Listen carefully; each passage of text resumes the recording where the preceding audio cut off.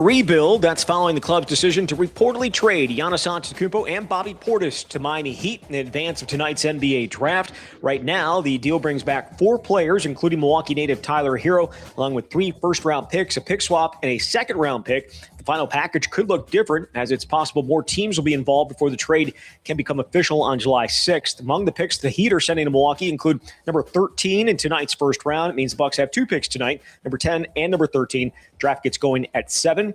Turning to the Brewers, they're facing the Reds again tonight in Cincinnati. Milwaukee took the opener last night behind a stellar effort from Brandon Woodruff.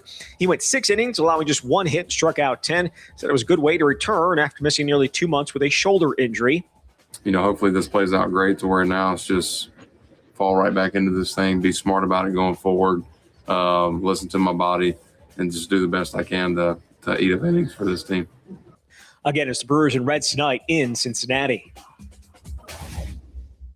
Everyone should feel confident about their path forward. Exact Sciences is now Abbott, and together they will transform the way cancer is detected, diagnosed, and managed for more people around the world. They continue to help patients and healthcare providers make timely, informed decisions before, during, and after a cancer diagnosis by partnering with the industry's best minds and top institutions to transform how to approach cancer. Known for the Cologuard and Oncotype DX tests, allow Abbott to help make a positive impact in your health path forward. Learn more at abbott.com.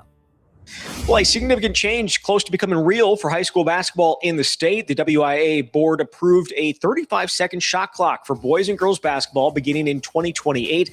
The proposal will now go to the full membership for a vote where it has a lot of support and is expected to pass.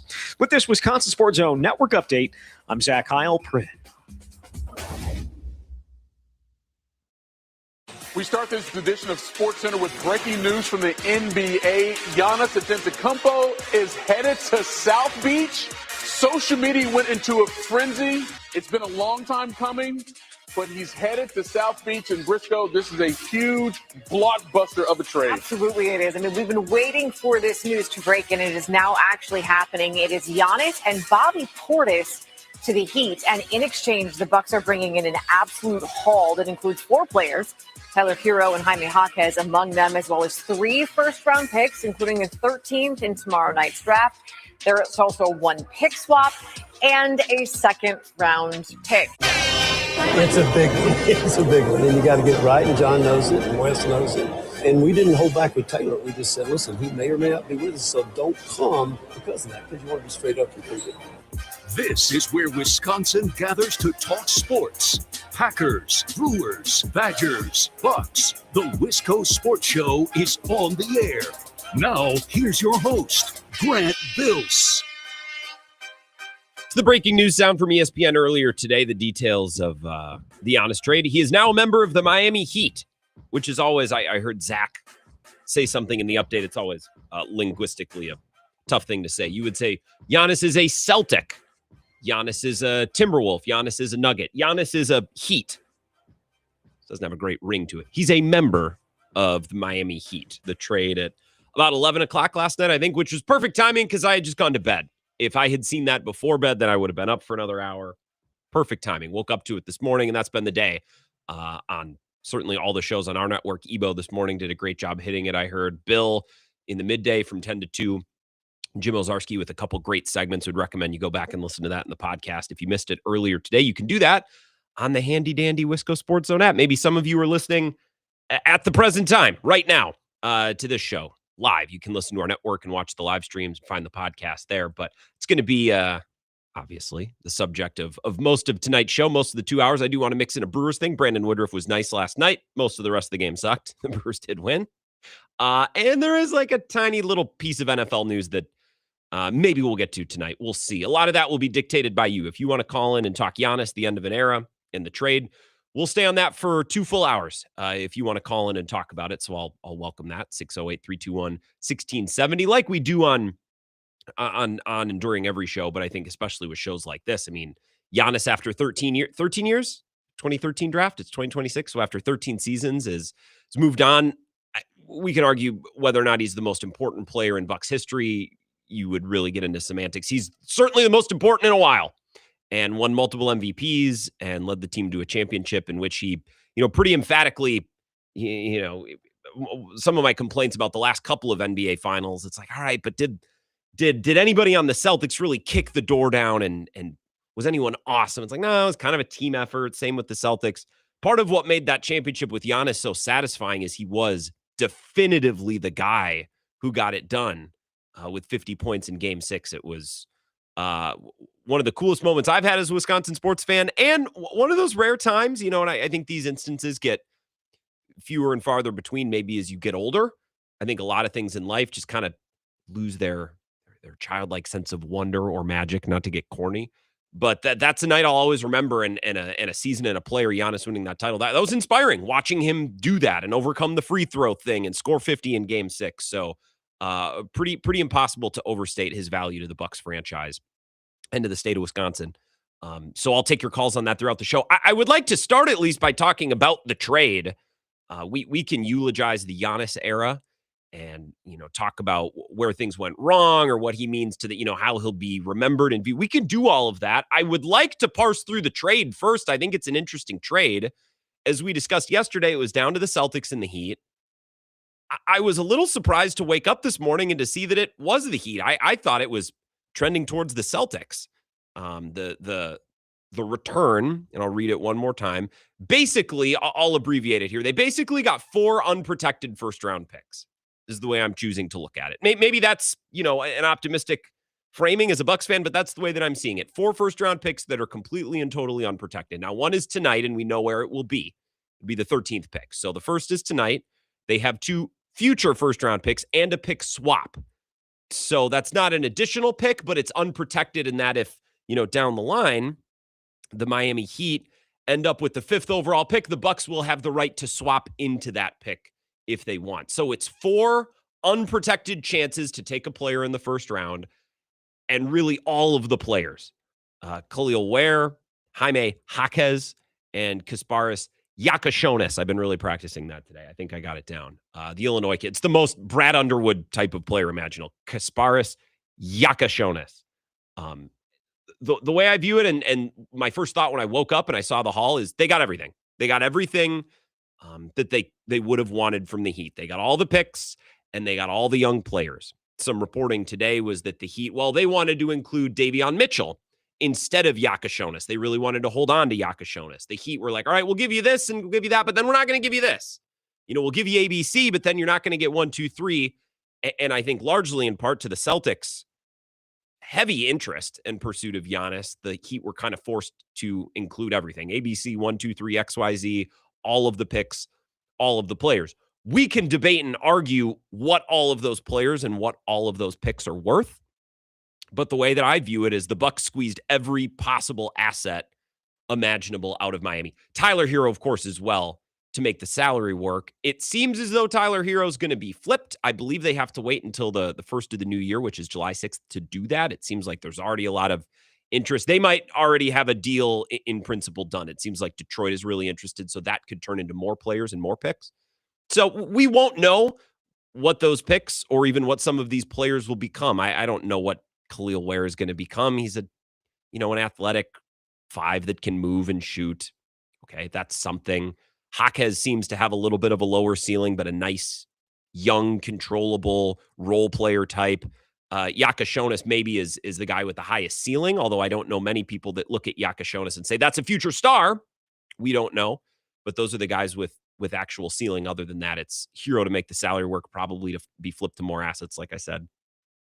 And those 4 first-round picks, the first of which is tonight, and one of them is a pick swap. So it's not an additional pick, but it will be an opportunity to get the best, possible pick in that draft between Milwaukee and Miami, wherever those two are selecting. I think it's interesting they chose this package over a package that included Jaylen Brown. I was pretty hot and heavy on the Jaylen Brown idea last night. If you were to line up every asset that was made available between these 2 offers. So if you were to take what Miami was offering, and it sounds like the extent of their offer, and I'll give you Sham's report here. You can hear it from ESPN's #1 guy. Boston was offering Jaylen Brown and 2 picks. Milwaukee wanted more, and they wanted maybe role players like Hugo Gonzalez and Baylor Shireman. That's where Boston drew the line. And I think that was probably the difference in Milwaukee going with Miami's package. we can debate again which they should or shouldn't have taken. I was really high on the Jaylen Brown idea yesterday. I think it's interesting that the Bucks didn't take that. We can talk about that in a minute, but here's straight from the Shams' mouth. So, Michael, my understanding is the Celtics aggressively pursued Giannis this draft period cycle. They went after him at the deadline as well, but clearly nothing came to fruition. But at this cycle here with the draft, the Celtics offered Jaylen Brown, the 2024 Finals MVP, and I'm told 2 unprotected first-round draft picks. And so the holdup in those conversations ultimately became the Bucks wanted more assets. They wanted a couple young players, Ugo Gonzalez, Baylor Shireman, potentially others. They wanted more first-round picks, more swaps. But was there middle ground to be had? But at the end of the day, my understanding is the Celtics were not willing to part with enough young players and assets to get a deal done. The offer stood as Jaylen Brown and a couple first-round picks. So now, if you're Boston, there is going to be fallout from this, some hard conversations, because for the second time in 4 years, the Celtics have offered Jaylen Brown. And I think it's the second time in 4 years, and I don't have the list in front of me, but it feels like Jaylen Brown's been in trade conversations a lot more often than that. At one point in time, I feel like when I was in college, so the mid-20 teens, like, wasn't he in conversations for Kawhi, Kevin Durant, and Jimmy Butler? I feel like he's been, anytime a player's become available, like Jaylen Brown was just in it. He was aggressively in this one, though. The Celtics very aggressively. Like, there's no cover here for the Celtics. They offered him and picks for Giannis. Not enough. The Bucks wanted a little bit more. I was surprised. I'm surprised that the Bucks ended up taking the Heat's offer based on our discussions yesterday and based on some of the reporting. It was Mark Stein. And I played some comments for you last night where he said Milwaukee wants a superstar back in the deal. They want a star. They want a piece. And I think Jaylen Brown is the only guy who qualifies as that. Of all of the assets being offered between Boston and Miami, I think the one guy in that entire pool of players would be Jaylen Brown. So based on what we had been told, I'm a little surprised that Milwaukee really didn't prioritize that. Let's not shake a stick at Jaylen Brown and 2 first-round picks. You'd like another role player or two, or a young player or two, and Gonzalez would have been nice. But I'm a little surprised based on what we've been told that they didn't go for Jaylen Brown. We got from Kevin O'Connor today. Sources say Bucks owner Jimmy Haslam was a driving force in taking the Heat deal for Giannis over Boston's offer. Haslam didn't want to risk Jaylen Brown wanting out of Milwaukee, in a year after dealing with Giannis and Myles Garrett trade demands. Haslam wanted certainty, and the Miami deal provided more of that with total assets in return for Milwaukee. I think there's a world in which the Bucks could have acquired Jaylen Brown and flipped him for in total more than what they have now. So look, this is what I'm trying to say. They have 4 picks, 3 players from Miami, and they'll probably get some more from Hero. So let's say that what they accumulated here is a value of 7 out of 10 from Miami.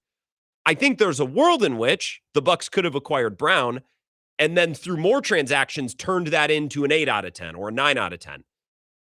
But that requires some jumping through hoops, and that required some things to go your way. And I just don't know that the Bucks wanted to deal with that uncertainty. I think they like the picks and the players that were offered by Miami. And there is a reality or world in which, well, they could have taken Brown and then eventually traded him for more. But what if Jaylen Brown gets here and is a total pill? You know what I mean? Well, then trading him is a little bit more difficult. Then his value goes down. And also, if Boston is already floating Jaylen Brown for Giannis, don't you think that Boston has maybe gauged a little bit what Jaylen Brown is worth? Don't you think if Jaylen Brown was worth a bunch of young players and picks, don't you think that Boston may have already done that, or maybe they'd be engaged on different fronts? Maybe the Bucks acquire Jaylen Brown and they're able to flip him for 3 first-round picks and more young players. Or there was a world in which they get him and it doesn't go well and the whole league kind of looks at Brown and thinks, it's not really all that valuable. And then the Bucks are either stuck with him or they're forced to trade him for pennies on the dollar. So the Jaylen Brown acquisition, there were some hoops to jump through. There was some uncertainty. You don't know how Jaylen Brown's going to take to Milwaukee, which would affect his value. And it would make sense. The reporting there of Kevin O'Connor would indicate. I think the Bucks were maybe scarred a little bit by the experience with Giannis over the last year or so, a player that they were maybe thinking they would need to trade, but the player wasn't fully committed. I don't think the Bucks wanted to go through that again. This is Sham's story at ESPN earlier today. Sources told ESPN that Antetokounmpo and his agent, Alex Saratzis, consistently informed the Bucks from May 25 through last month that the franchise legend wanted to trade because he believed it was best for both sides to part ways. Giannis's representatives informed the Bucks several times over the past 13 months, including before, during, and after the season, that he would not sign another long-term extension with the team, according to sources. The Bucks made the decision to hold on to Antetokounmpo at every turnover the past year before beginning to listen to aggressive offers at the February trade deadline. So this isn't anything new. This had kind of been reported throughout. Jim Ozarski also reporting at the Journal-Sentinel earlier today, Antetokounmpo also waffled on his commitment to the team throughout the season, which he said he regretted in an April podcast. But at the end of the year, he told the Journal-Sentinel that he was finished in Milwaukee. Forget asking for a trade last offseason or asking for a trade at the deadline or saying, hey, I'm not going to resign. If Giannis had done all that and still shown up and had been a representative pro and had been fully committed, well, that's different. All right, we can talk about maybe trading you in the offseason, but, you know, Giannis, there's a basketball season going on right now. Can we try to get the basketball right? I think the Bucks are probably so over, and I've talked about this for months. The Bucks are probably ready for it. I think the Bucks were over it. They were over the player that was 1 foot in, 1 foot out, the constant babysitting of what Giannis wants or whether he's bought in or not. I think the Bucks were so over it. And I think that's in part, you know, probably why they weren't excited to do the Jaylen Brown thing. There's a chance that they acquire Jaylen Brown and he gets here and says, hey, I'm amped. I got my own team, which is something I've never had in Boston. I'm going to have a chance to play with some young players to lead the way. This is going to be my show. There's a chance that Jaylen Brown shows up and he's a representative pro and we get the version of him that we got in Boston last year, which he led a team of mostly role players to the 2 seed. Really good season. Or, and I'm sure this was part of the Bucks thinking and their fears, what if Jaylen Brown gets here and it's just, and we're right back in the same issue we were before, which is our number one guy doesn't want to be here and he's going to make it difficult to trade him and he's going to make it difficult to get full value and he's going to mess up the season. I just don't think the Bucks wanted to go through that again, which is probably why at the end they steered towards Miami's offer. Now, maybe if the Bucks had offered or the Celtics had offered Hugo Gonzalez and another pick or two, maybe that would have been enough and they would have dealt with the Jaylen Brown thing. But I think the Miami deal is cleaner. It's simpler. It's more picks. It's more young guys.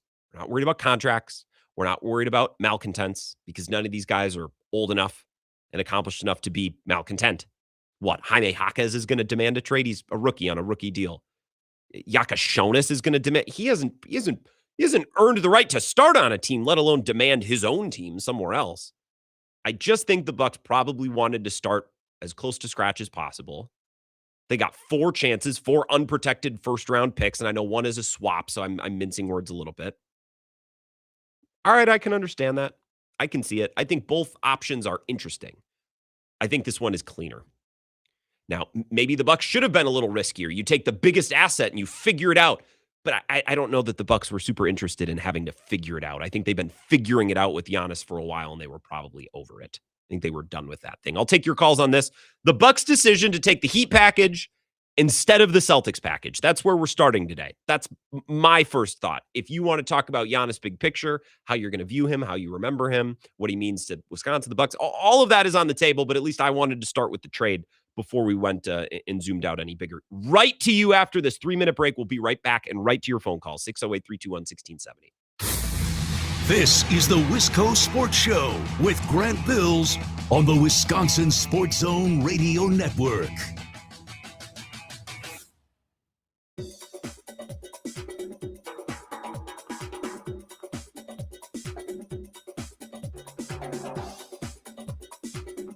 The Wisco Sports Show will resume in 3 minutes.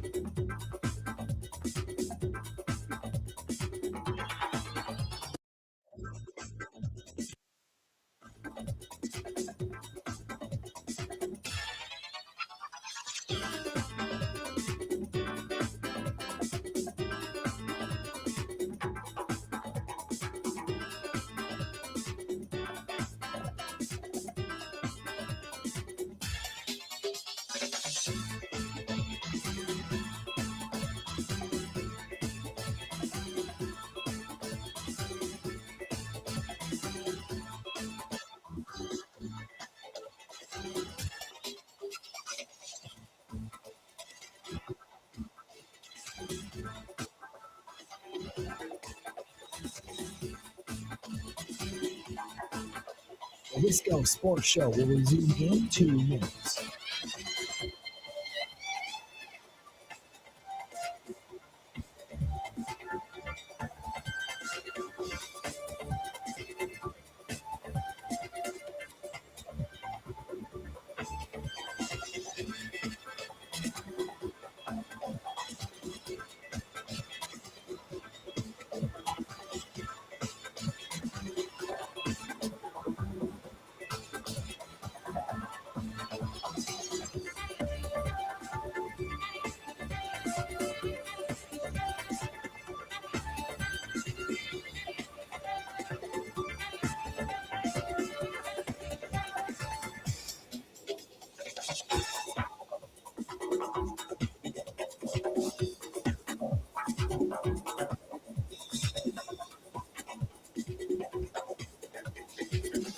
The Wisco Sports Show will resume in 1 minute.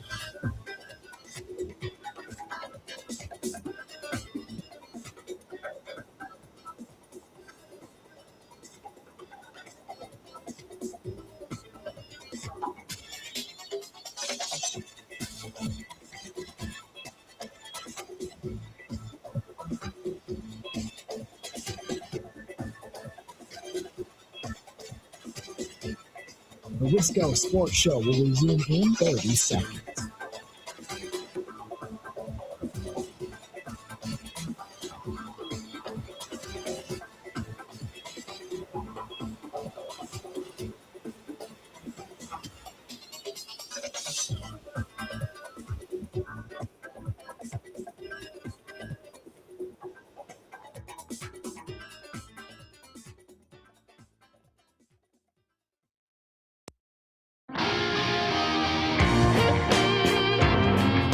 Our Wisco Sports Show, welcome back to your calls on the trading of Giannis Antetokounmpo to the Miami Heat. 608-321-1670, right to you as promised. Wisco Sports Show, who's us? What's up, little unit? It's Coach Freed here. Coach Freed, good afternoon. How you doing? I'm doing well. I'm loving the trade. I think Jaime Jaquez is really one piece that's going under the radar here. I think he's going to be a great representation on the South Side. If he's looking for a roommate, I'm always open to it. So I think he and I could be great representations down here. But, I mean, with the weight of the state on his back, we turned to Brandon Sproat tonight, and I'm very confident in him. I know Cohen's probably going to call in here soon, but when the state needed him the most, here's Brandon Sproat. Yeah, that's great. Our nation turns our lonely eyes to you. Appreciate it, Coach Freed. I do not. It's not that I don't believe in Brandon Sproat. It's just I've watched him too many times to think he's going to go out there and shove. Quite a what's the word? Quite a difference.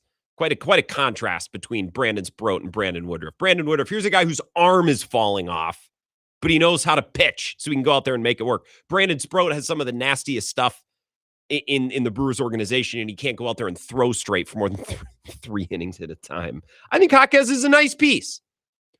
My concern would be you can't trade away Giannis and just get some nice pieces. There needs to be something that could turn into something. There needs to be something with some ceiling. I don't think Jaquez is that. Maybe Yakashonis, maybe the pick tonight or one of the future first-round picks. Jaquez is a nice player. You don't trade away Giannis for guys who are nice players. 608-321-1670, Wisco Sports Show. Who's this? Grant, we can save the Tucker Kraft discourse for another day. I figure This will probably be the last time the Bucks are relevant to talk about for the next decade or so. So, might as well get our takes in this week during draft night tonight. Or maybe not. I think we fleeced Miami in a number of ways. First, I'm really excited to see how Eric Spoelstra and Bam handle Giannis showing up 90 minutes late to the team flight, week one. Just putting that Heat culture to the test right away. Oh, by the way, his calf's a little sore. He probably can't go tonight, Coach. I hope that's okay. So we got rid of an absolute cancer to the city of Milwaukee. So we can all celebrate that. It's a little strong. And, we loved him in 22. We hated him in 25. That's fine. Second, Grant, this gives us tremendous flexibility. Everything you said in the lead was correct. A couple of points to add long-term view here. We're looking at two options. One, the Heat absolutely combust, right? Giannis, isn't as isn't great, gets injured, whatever happens, and the Heat absolutely start sucking because they just traded away their entire future for an aging superstar with cultural and health problems, right? Mm-hmm. All of a sudden, that 2020 or 2031, 2032 first-round pick, those are turned into premium picks because the Heat are absolutely spiraling downwards. So you have that. I love that they delayed those first-round picks because now this young core, nobody's talking about Ryan Rollins. That's a key piece to this organization going forward. Let's say he takes a huge step forward. They actually hit a draft pick tonight or two, and all of a sudden this young core, you can keep those picks, 2031, 2032. You can trade them away. Now you have chips on the table to go bring in another superstar to turn this team into a contender if these chips do fall, do well. Or you can start trading away these players, get more picks, and just restart this thing when the calendar turns to 2030. So I think you have two viable long-term paths, and they got way more than I thought they would. Picks tonight to help them immediate, picks in the future to help with that long-term flexibility. And I think the Bucks are sitting pretty to at least stay relevant here. So yesterday, called in was super pessimistic. Today, I think they fleeced the Bucks, and we got a lot of options on the table. So looking forward to it. They got everything from Miami that they could have wanted. Vagabond. I agree. I don't know if any of those pieces are going to be good. I don't know if any of those picks or any of those players are going to turn into anything, but they did get all of the picks and players. Okay. So good on the Bucks for that. I have a little bit of a hard time being like, hey, this is great. They're going to have picks in 2031 and 2032. It's like, oh, but that's so far away. That's just so far away. So sitting around and waiting to see if the Heat suck, that's not going to get it done. And we could talk about what the Bucks need to do in the meantime. And they could flip Tyler Hero or Miles Turner or some of the other players on this roster to try to get more picks. Tonight's going to be big. Tonight's going to be significant because I don't know that I look at Jaquez or Yakashonis or who's the other one that they got? They got another Ware. I don't know if I look at any of those guys and say, well, that guy could turn into something very, very good or even great. They're going to have two cracks in the lottery tonight in a draft that I'm told is the balls. So tonight, the selections made by John Horst and the Bucks front office tonight, you hope that those guys, all right, we'll get some guys with some potential, some ceiling, and then over the next year or two, see who pops, see who really shows promise, and see who's, maybe capable of turning into something. More calls here, Wisco Sports Show. Who's this? Hey, Grant, it's Caleb in La Crosse. Hey, Caleb, what's going on? Well, I was fully prepared to give you a call yesterday and tell you that I thought this trade was not going through at all. Felt like we'd been here too many times before. So when I woke up this morning and saw that it went through, I was immediately devastated. And you asked right before the break, how are we going to remember Giannis? And I think I will remember Giannis as maybe the greatest Wisconsin sports player we ever had. And I won't die on that hill, okay, but I will die on the hill that he has or was part of the greatest Wisconsin sports moment ever in Game 5 of the finals when Drew had the steal and then lobbed it up to him and he slammed it down. That is, without a doubt, the greatest sports moment in Wisconsin history. So, Caleb, you said I'm not going to maybe die on that hill, and I'm not going to fight you. That's a good call. But again, it's hard to overstate truly how much oomph that title had in 2021. You had signature moments, great individual plays, your best player at home in Game 6 going for 50 and making all his free throws. Like, it's hard to get a better title than that. There's going to be some people who just will never be able to think an NBA Finals is greater than a Super Bowl. That's fine. That's just a preference of individual sport. The Bucks will never do anything that means more to me than the Packers, right? Or if the Brewers win a World Series, I think for a lot of people that would be number one just because it's so rare. We've been waiting for so long. But it's really hard to overstate how big that title was in 2021 and how much that meant and how it felt and the moments. Like, that's going to be rewatchable for our entire lives, some of those highlights and some of those moments. And that's why I don't really hold Giannis wants to leave. Okay, man, he was here 13 years. He won a title. I know he said that he's loyal. He extended here 3 times. Unless you are someone that expected Giannis to be here till the end, and if that was your expectation, fine. You just have a different perspective. Unless you're someone who thought he should have been Kobe, he should have been Dirk, and Giannis is dead to me for that reason, okay, that's a personal perspective of yours. That's not of me. 2 more calls here, and then we'll go to break. Let's go Sports Show. Who's that? Hey, it's Uncle Packer. How you doing today? Not too bad, Uncle Packer. How about you?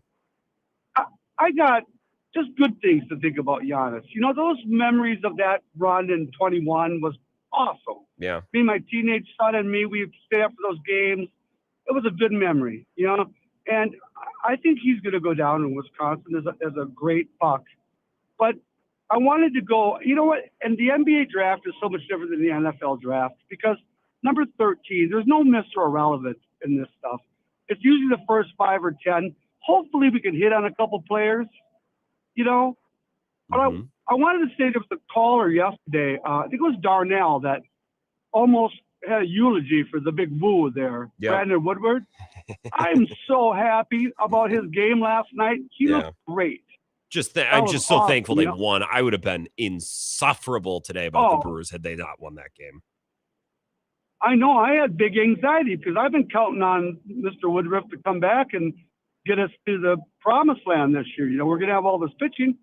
And when he talked about that, it was like, wow, maybe he's right. Maybe not only lose Giannis, but Woodruff is done for the year, you know? Just about as bleak, and I'm sorry, I love Darnell. Love you too, Uncle Packer. Got to run. One more here and then break. I love Darnell, mean it. Not his best call at the best moment.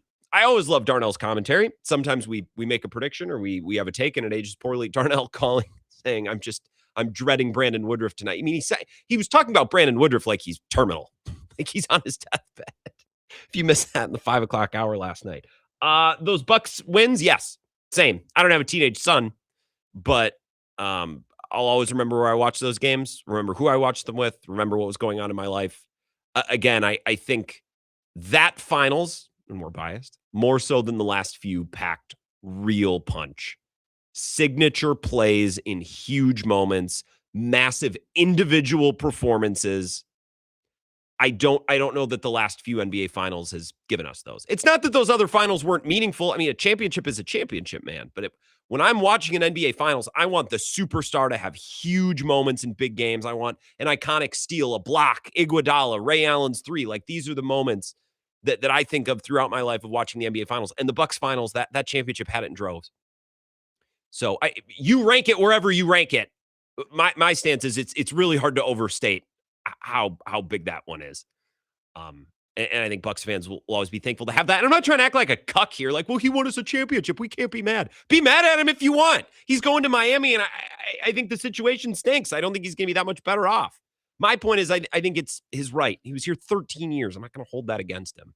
608-321-1670. One more here. Wisco Sports Show. Who's us? Grant, just a great day in sports radio. Great. Like, these are the days you hope for. Yeah, these are great days. I'm sad that he's gone. Don't get me wrong, and I don't even know that it's fully settled in. But these are the types of juicy topics and days that we love on terrestrial, good old fashioned caller based sports talk radio. Cone Roller. Absolutely. But did I miss something? Is he gone? I thought Sprout was bound to take them out tonight. Anyway, yeah. Forget that. I like the package from the Heat. I think we're really letting John Horst off the hook a little bit with like tonight's draft and there's never good players available at 10 or 13. It's an 8-player draft, blah, blah, blah. I watch all these redrafts, Instagram reels, and there are players everywhere throughout the late first round, second round, undrafted that, are solid players. Jaime Jaquez, one of the centerpieces of this deal, was the 18th overall pick. Dante DiVincenzo, Jalen Brunson. Like, we cannot let John Horst off the hook for tonight. Like, yes, Giannis is traded. That part is done. But the real rebuild starts tonight. And John Horst, like, I don't know if he made this deal compared to the Celtics deal to kind of give himself some more shelf life. We have these picks in 2030. But, like, dude, tonight you gotta, tuck in your shirt, put on your best tie, and go to work. Yes. The framework and the success of this Giannis deal, Cone, appreciate it. And the next couple of years is going to depend on who they take tonight. I think they did well for Giannis. If you would have asked me 5 years ago, hey, they're trading Giannis, what would you expect? I'd say, well, 5 first-round picks and a bunch of players. But now we've gotten to the point where Giannis hasn't gone on deep playoff runs. He hasn't been healthy, and he's only under contract for one more year, so there were only a couple interested teams. I think within that context, the Bucks did very well.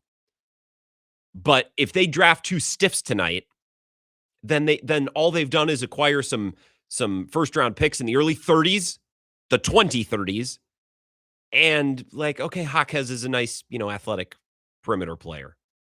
Yakashonis is a nice lottery ticket. Khalil Ware is a nice toolsy center. If they don't hit on either of these picks tonight, then that's all they've done. If they do tonight what the Thunder did, which is finding Jalen Williams in the teens, there's players to be had everywhere. I'm told that this is the best NBA draft in a quarter century. I listened to John Fanton get up Barstool this morning, talk about this is one of the greatest drafts we're going to see in a long time. Okay, well then there's players throughout. You got 2 picks. And we'll react to whoever they take tomorrow. Side note, I would like for them to take 2 players. I don't really want them to jump up for one guy. Take 2 guys. Get as many young lottery tickets on this roster as possible. And we can't let John Horst off the hook, Cone. You're absolutely right.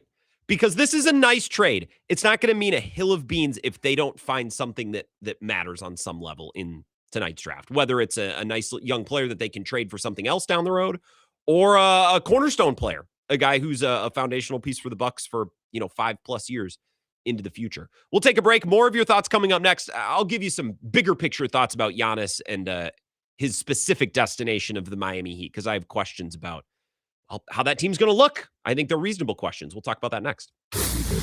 This is the Wisco Sports Show with Grant Bills on the Wisconsin Sports Zone Radio Network. For new windows and doors shouldn't feel like a negotiation. Pella Windows and Doors of Wisconsin doesn't believe in games. They never inflate pricing, and there's no high-pressure sales pitch. Just premium windows and doors built for long-term comfort, beauty, and peace of mind. Buy direct through Pella, and one trusted team handles everything with Pella-certified installers every step of the way. Real pricing, premium quality, no games. Pella Windows and Doors of Wisconsin. Schedule your free in-home consultation today at PellaWI.com.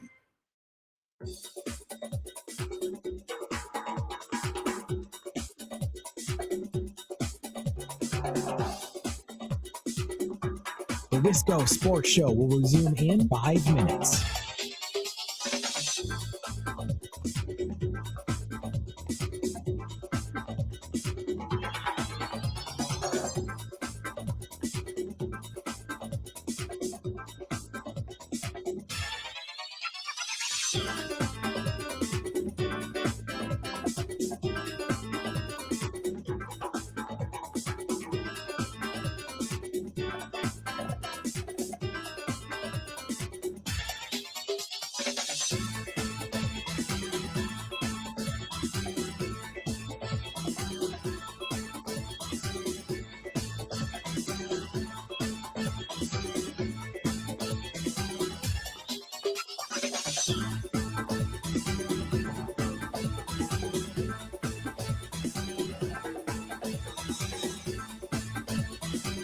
The Wisco Sports Show will resume in 4 minutes.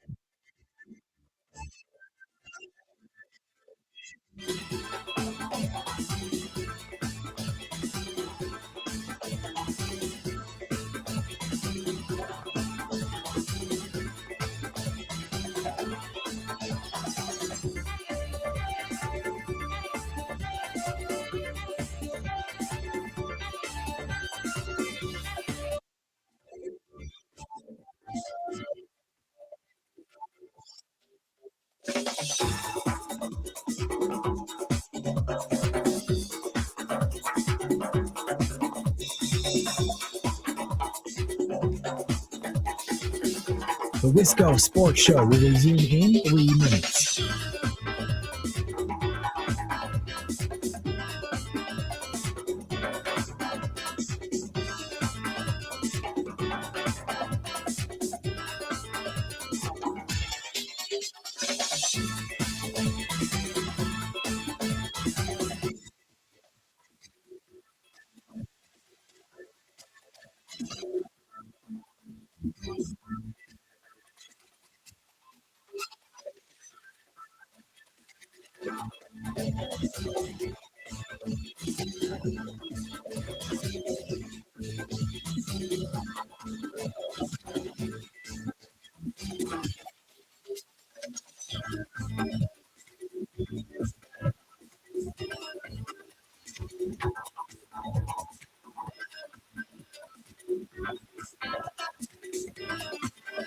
The Wisco Sports Show will resume in 2 minutes.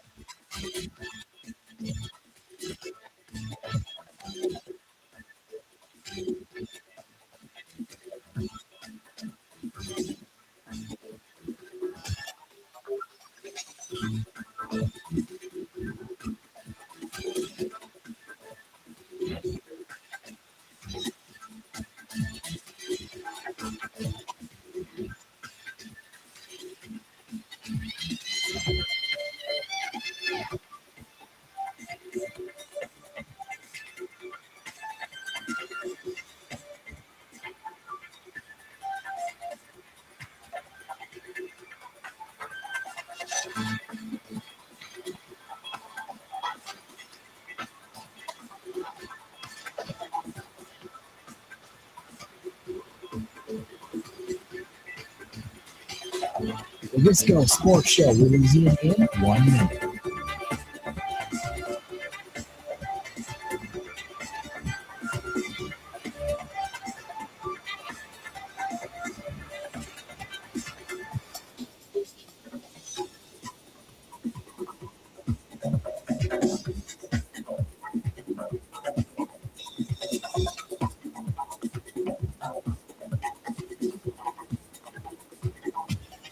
The Wisco Sports Show will resume in 30 seconds.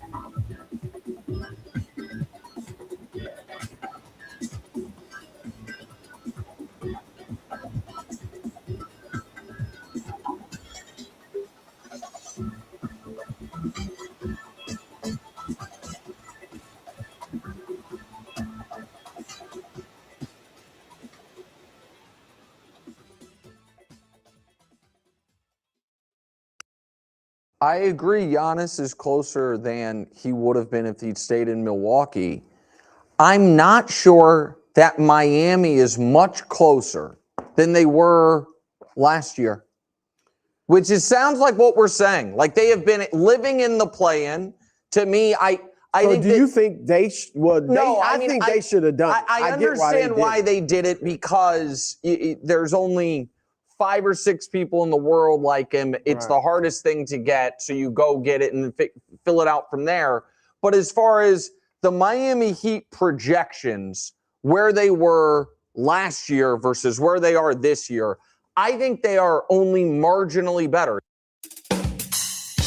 Nick Wright, first things first, earlier today. I've been pretty consistent on this for probably almost a month. I'm like, I understand why Giannis maybe wants to leave Milwaukee. They seem pretty tapped. They've spent most of their resources. Roster's really decayed. I mean, up until this summer, they didn't really have a real coach. So I understand why Giannis would want out. But the Heat? Okay, so it's you and Bam. Anything else? Like Norman Powell is set to be a free agent. We saw some reports earlier today that the Heat don't expect him back. So it's Giannis, Bam, Bobby Portis, Davion Mitchell. Grant, who's that? Was he drafted by the Kings once upon a time? Like, okay, a nice defensive point guard. But that's not that different from what he had last year in Milwaukee. The Heat truly gave up like the entire support. The Heat from last year plus Giannis and only Giannis, that's a nice little team. I still don't know that they're as good as the Knicks or the Celtics or the Pacers or the Hawks, who the Pacers should be back on the come up. The Hawks, I think, were already trending the right way. The Hornets were trending the right way. If you've been watching the NBA, you've known that deeper, more athletic teams have really been playing better. Detroit, I didn't even mention them. Now, you still need the star power and the execution to win a championship. But the price of admission to, let's say, the conference finals is no longer, well, we have the best player in the series or the 2 best players. We have the best 1-2 punch. That used to be the way that it worked. And everything else just kind of it comes out in the wash. It just figures itself out. That's not how the NBA works anymore. I don't think this Heat team is anything special, which is kind of a bummer because Giannis hasn't been past the first round of the playoffs since 2022. Just like Kevin Durant hasn't been past the first round of the playoffs, I think, if not, but more than once, since 2019. it's a bummer when we don't see all-time great players playing in meaningful basketball games. And that's what I would imagine will be the case with Giannis now moving forward, which just kind of sucks. I'm not going to cheer for the Heat to win with him, but I don't think it's a win for basketball. Put it that way. More calls on this. I'll take your calls on the Giannis trade throughout tonight. 608-321-1670, Wisco Sports Show. Who's this? Hey, Grant. This is Logan from Tosa. How are you doing? I'm doing good, Logan. What's going on? I wanted to call on Tyler Hero, and this maybe is just a lack of NBA knowledge of mine. Oh, great. He's got 1 year left on his contract, $33 million. I'm trying to weigh the benefits and, the pros and the cons of keeping him versus shipping him out. I think us as Wisconsin sports fans are always, thinking about before they become unrestricted free agents, you trade them for as much as you can because that's what the Brewers do every single year. Yep. Is there as much of a drawback to doing that if you're the Bucks because there's a salary cap? I don't know. I just kind of want to hear your thoughts on whether or not they should extend Hero if they have the opportunity, if he wants to extend. I'm just thinking, I guess not even extension, but just keeping him to play for a year or just shipping him out before the season starts. I didn't even really think about the extension. There's just a lot of elements that I think could really play into the decision, and more so just wondering if there's more of a drawback on letting him leave after 1 year in the NBA compared to as the Brewers, they would never let a guy like that, let a guy go after a year. Well, when there's only 1 year on the contract. So this conversation, Logan, I appreciate the call. This conversation is different. Let's say if the Bucks were trying to compete and contend right now, if Giannis was still here and Dame was healthy, let's say an alternate universe, Dame and Giannis never get hurt, and Adrian Griffin is an awesome coach, and the thing is just kind of progressing, and they've been to a conference finals, and they got bounced in the second round. Let's just say they're existing like maybe we would have hoped 2 or 3 years ago. And now they're faced with this Tyler Hero question. That's different, right? Because 1 year of Tyler Hero on an expiring contract for a team that's trying to win could be pretty useful. What's the utility of Tyler Hero on this team as it stands? He's a good player. I don't know if he's over or underrated. I think most people properly rate Tyler Hero. He is a nifty shot maker and a nice offensive player, someone you can have on the floor in crunch time who can be trusted to take shots. And at this point, he's a veteran presence, at least as he compares to Khalil Ware, Yaka Shonis, Ryan Rollins. He's played in an NBA Finals. He's played in playoff games, right? There's utility there. Is that utility for the Bucks in 2026, 2027 worth not having what they could trade for him? I don't know what he's worth. I was just looking at Jake Fisher, who reports with Mark Stein. He's pretty tapped. Says Milwaukee coveted Ware and Yaka Shonis in their recent drafts. The Bucks also value Tyler Hero, sources say, and don't necessarily plan to move him, while Milwaukee will field offers for the all-star scorer. Okay, so they're saying they don't plan to move him, but they'll field offers. That can be as much of a leverage play as anything. It's like, well, we don't need to move him, but we'll listen. You know what I mean? You need to make us a real offer. We're not going to give him away. Let's say he goes to the Pistons and you could get let's just say a future first and a pick swap, or a future first and a second or something. Would that be worth it to you, or would you just rather have Tyler Hero on this team? Remember, it doesn't behoove the Bucks. It doesn't benefit the Bucks to just suck and win 12 games. They don't own their pick. So being good and having good players on your team it's not a crime. It's not a bad thing. The question is, would you rather have a nice basketball player here this year as Taylor Jenkins tries to institute his thing, or would you be okay with not having that for what I would imagine would be a nice little shot in the arm to your continued kind of retooling, but it's not going to be transformational. You're not going to get 3 firsts for Tyler Hero. Could you get 1 in a player or 1 in a swap or something like that? I don't know what Tyler Hero would be worth on the open market. But that's the question, Logan, that we're asking. I don't know the answer. I'd be interested to know what Taylor Jenkins thinks. I don't want Tyler Hero here if it means he's going to block opportunities for like Yaka Shonis, for example. I'd just rather play him. But that doesn't mean you can't have good players on your team. It's not bad to have good players on your team. We're just weighing we're weighing cost and opportunity. What could you fetch in return? I think Tyler Hero would be a worthwhile chip. He's on an expiring deal, which has value, or he's a nice, useful piece for a team like Detroit. They could look to extend him if they wanted. So that's a movable piece with some value. I don't know how much value, and I don't know if that value is greater than the value the Bucks perceive that he would bring this season if he was on the roster. 608-321-1670. Wisco Sports Show. Who's this? Hey, Grant, Ben, and West Bend. Hey, Ben, what's going on? I like the lead-in. I think it'd be nice to move Tyler Hero. Now, I think I would prefer to move Tyler Hero 10 and 13 for players because, like you're saying, it doesn't behoove us to suck. And based on our draft ability, we're not making the right picks. So either you move up to 5 somehow, or you look for a player. And I think this is just the beginning. More dominoes are going to fall for the Heat and the Bucks. So I would agree. My question, Ben, before I let you go, because we got to go to break, but my question is, if you want to take these 2 picks and Hero and move them for a player because you want a known player, you want a good player, then why didn't you just take the Jaylen Brown deal? You know what I mean? Then why would they have not just done that thing? Wouldn't that have been a more effective use of resources? Or maybe not. I don't know. Yeah, I mean, there could be more to it, but I think that the Jaylen Brown play would be better than the Tyler Hero play. I agree with you. If they're so insistent on having known players, good players, Ben, I appreciate the call. Thanks for listening in West Bend. If they were set on just, we want players, we don't want to mess around with picks or young guys, well, then they just should have taken the Jaylen Brown trade. I would stick at both of these picks tonight. Take a player you like at 10, take a player you like at 13, and say a prayer. And hope that you find Jalen Williams. Kawhi Leonard was in that neighborhood once upon a time. I'm not going to sit here and just recall any good player that was ever taken in the teens, but this is a really good draft.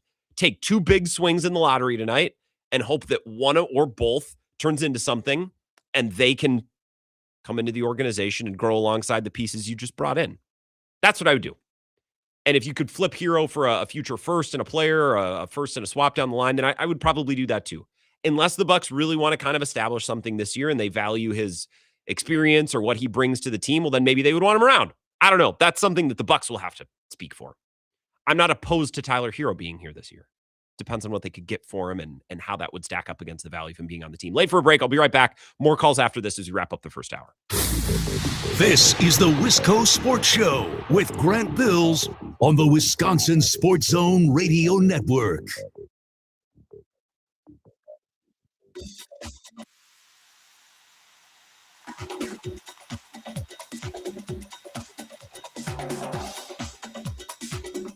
The Wisco Sports Show will resume in 3 minutes.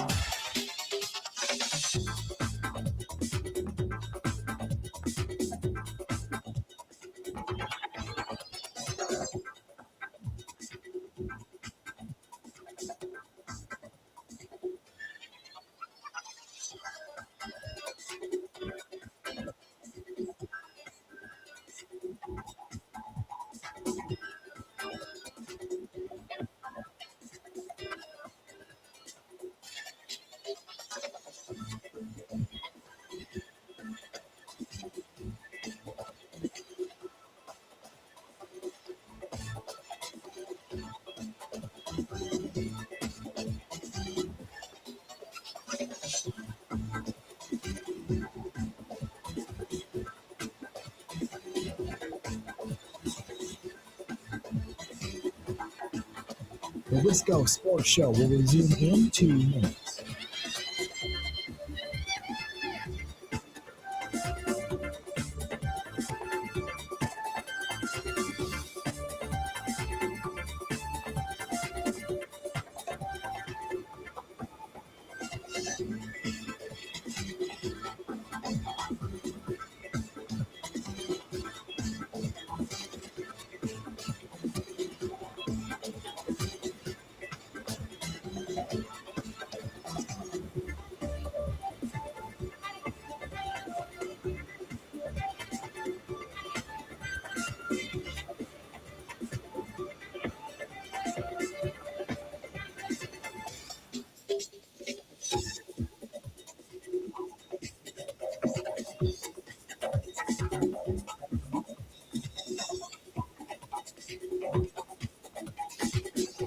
The Wisco Sports Show will resume in 1 minute.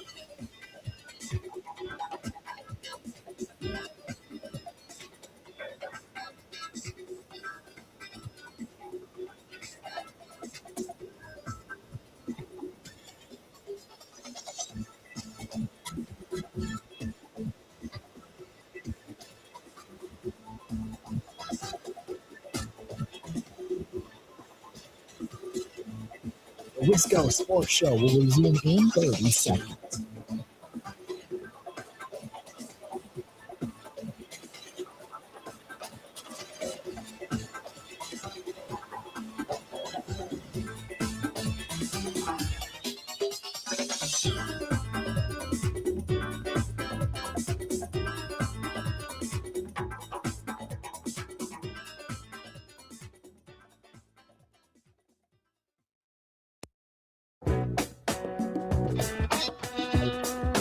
Wisco Sports Show presented tonight by In on the River in beautiful Trempealeau. Trempealeau mentioned again on the Brewers radio broadcast last night. How about that?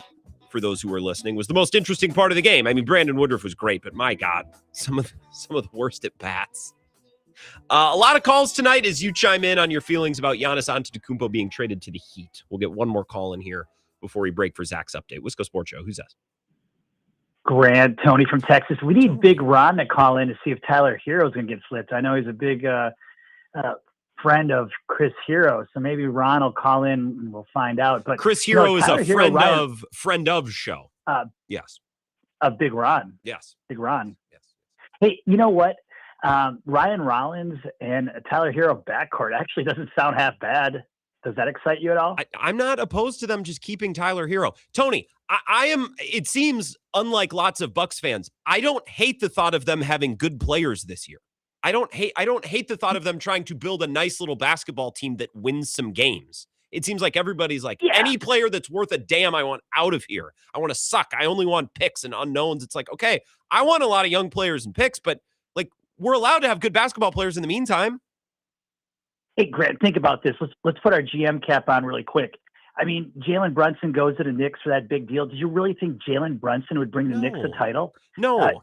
How about Tyrese Halliburton goes to the Sacramento Kings to the Pacers? Do you really think the Pacers are going to get to the finals last year? No, we didn't think any of that. Shea Gilgeous-Alexander's a throw-in in the Paul George trade, brings those guys to a title.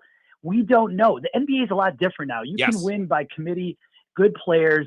And I will say this about Giannis. I'm grateful, thankful for everything he did. Yeah, it made Bucks basketball fun. I got the NBA League Pass again because of him. But he also made things really just crappy at the end.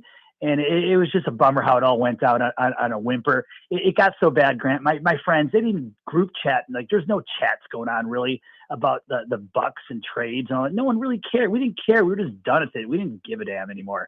But nonetheless, hell of a run with Giannis. Should have won 3 titles. He had some bad luck. Some of it's on himself. But you know what? It was a hell of a run. That's the way it goes in sports, man. Move on. I agree with all that, Tony. It's a good call, including especially nice to hear from you. I didn't think the Knicks would ever win a title. I didn't think the Pacers would be as good as they are. I didn't think the Thunder would ever win a title. And look, I don't think Tyler Hero or Ryan Rollins is Jalen Brunson or Tyrese Halliburton. That's not what I'm saying. I don't think that's what Tony was saying. What I think Tony was saying and what I agree with is just collect good basketball players and try to build a good basketball team, and you'd be surprised in this iteration of the NBA what can happen. I'm not convinced the Bucks need to suck for the next 20 years. They could if their front office does a lot of dumb things and makes bad decisions, of course. But I don't think that's the way that it has to be. And I would agree with you. The end of the Giannis Bucks era, you got to blame the owner. You got to blame the... Sure, there were missteps here and there by both parties. Sometimes that's how it goes in sports, man. Players get older. They get injured. They get expensive. Coaches get fired. Sometimes it just ends. Hour number 2 right after Zach's update. Be right back.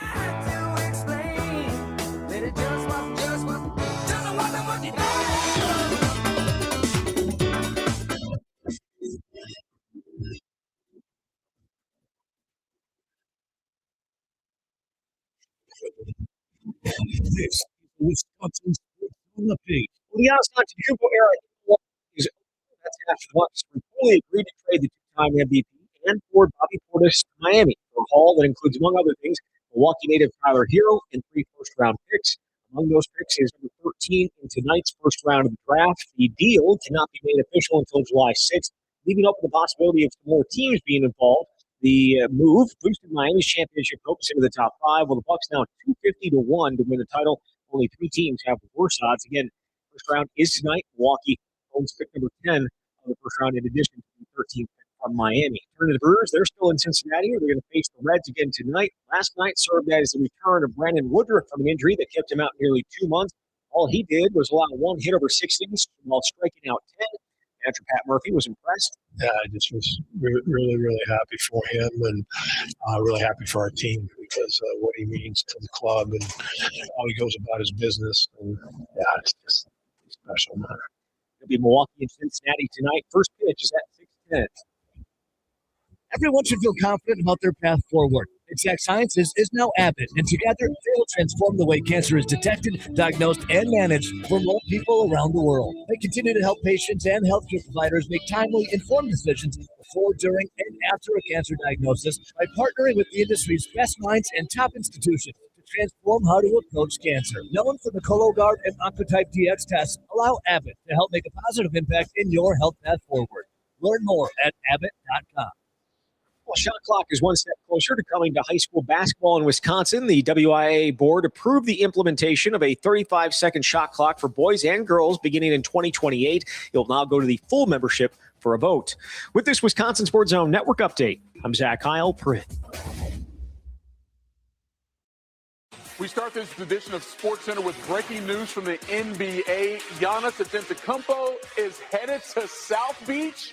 Social media went into a frenzy. It's been a long time coming, but he's headed to South Beach in Briscoe. This is a huge blockbuster of a trade. Absolutely it is. I mean, we've been waiting for this news to break, and it is now actually happening. It is Giannis and Bobby Portis to the Heat, and in exchange, the Bucks are bringing in an absolute haul that includes 4 players, Tyler Hero and Jaime Jaquez among them, as well as 3 first-round picks, including the 13th in tomorrow night's draft. There's also 1 pick swap and a second-round pick. It's a big one. It's a big one. And you got to get it right, and John knows it, and Wes knows it. And we didn't hold back with Taylor. We just said, listen, he may or may not be with us, so don't come because of that, because you want to be straight up with people. This is where Wisconsin gathers to talk sports. Packers, Brewers, Badgers, Bucks. The Wisco Sports Show is on the air. Now, here's your host, Grant Bills. Hour number 2 presented by In on the River. Beautiful Trempolo mentioned again on the Brewers broadcast last night. Lane Grindle talking about how he needs to take a trip. He absolutely does. Someone please direct Lane Grindle to inontheriverwi.com. He can stay there if he wants to bring the boat. The marina's right across the street. You can walk to the Trempolo Hotel. The main drag's right there.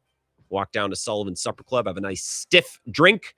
Enjoy a nice prime rib. Salad bar is outstanding. I can attest. Great view right from your window. Going to look out over that beautiful wide stretch of the Mississippi River right above the lock and dam. The bluffs across the way. Golf, vineyards. Need I say more? Perot State Park, if you want to do some hiking, lots of fun hikes up and down the river on both sides. Vineyards on both sides, golf on both sides, down to La Crosse. I could go on and on. 608-534-7784. Book your room inontheriverwi.com. We're obviously spending most of our time tonight reacting to the trade of Giannis Antetokounmpo. Just to put a pin in what I was discussing with Tony in Texas, who called right before Zach's update, and you're more than welcome to do the same. 608-321-1670. I don't think the Bucks need to suck for 20 years now. They shouldn't. If they do, then it's the fault of the people running the team. They're not going to be back in the finals this year, next year, like obviously. But I'm someone who can appreciate something that's not tanking or winning titles. There's an in-between there. Picking the right players, having a good player development system led by your coach and people in the front office who are sharing the same visions and values, the types of players and the types of basketball they want to play. And I think right now, the NBA is littered with lots of teams where it's like, oh, I wouldn't have thought that team was going to turn into anything, but look at that. Now, the Knicks are the tippy-top upper crust of this example, but the Knicks 10 or 15 years ago never would be a team that I would have picked to win anything. They would have been cannon fodder in the second round for the super team du jour, wherever LeBron was playing, the Kevin Durant Warriors, the Spurs, the Durant Thunder, I guess, a little bit earlier on. I never, that's a team that doesn't win a finals in a previous era. And yet, not only did they win the finals this year, they kind of kicked everybody's ass. I wouldn't have thought the Thunder years ago, what, are they just going to draft a bunch of guys? No, you need to attract superstars and you need to build a big three. No, actually you don't. Now, Shai Gilgeous-Alexander is an MVP, and that's a huge piece, of course. But even that years ago wouldn't have been enough. That Thunder team isn't winning in the NBA. Listen to me. The NBA I grew up watching. Same with the Pacers. Same with the Hornets now, where it's like it's just a team that's done a nice job collecting talent. Good players with a clue on how they want to play and how they want to build. You do that thing, and no, the Bucks don't need to suck for 10 years. But tonight's a huge.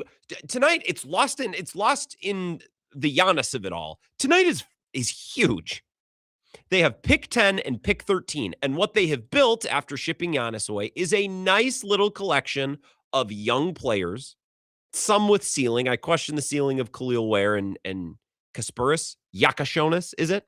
Ultimate Brad Underwood guy. I feel like he's coached a billion of those guys at Illinois. Maybe those guys have ceiling, maybe not, but they're young, up-and-coming, promising players. And a bunch of Miami's picks, one of which is tonight. You've established that. That's a nice little, you built yourself a nice little nest, a nice little bed. But you're never going to go anywhere. You're never going to amount to anything more than what you currently are, which is a nice little group of picks and players, if you don't find a guy with ceiling. And tonight is going to be their quickest and easiest way to do that. I'll play you a clip from Ryan Russillo on Get Up Barstool this morning. I think it's a harsh look at the Giannis trade, but I think it's a fair one.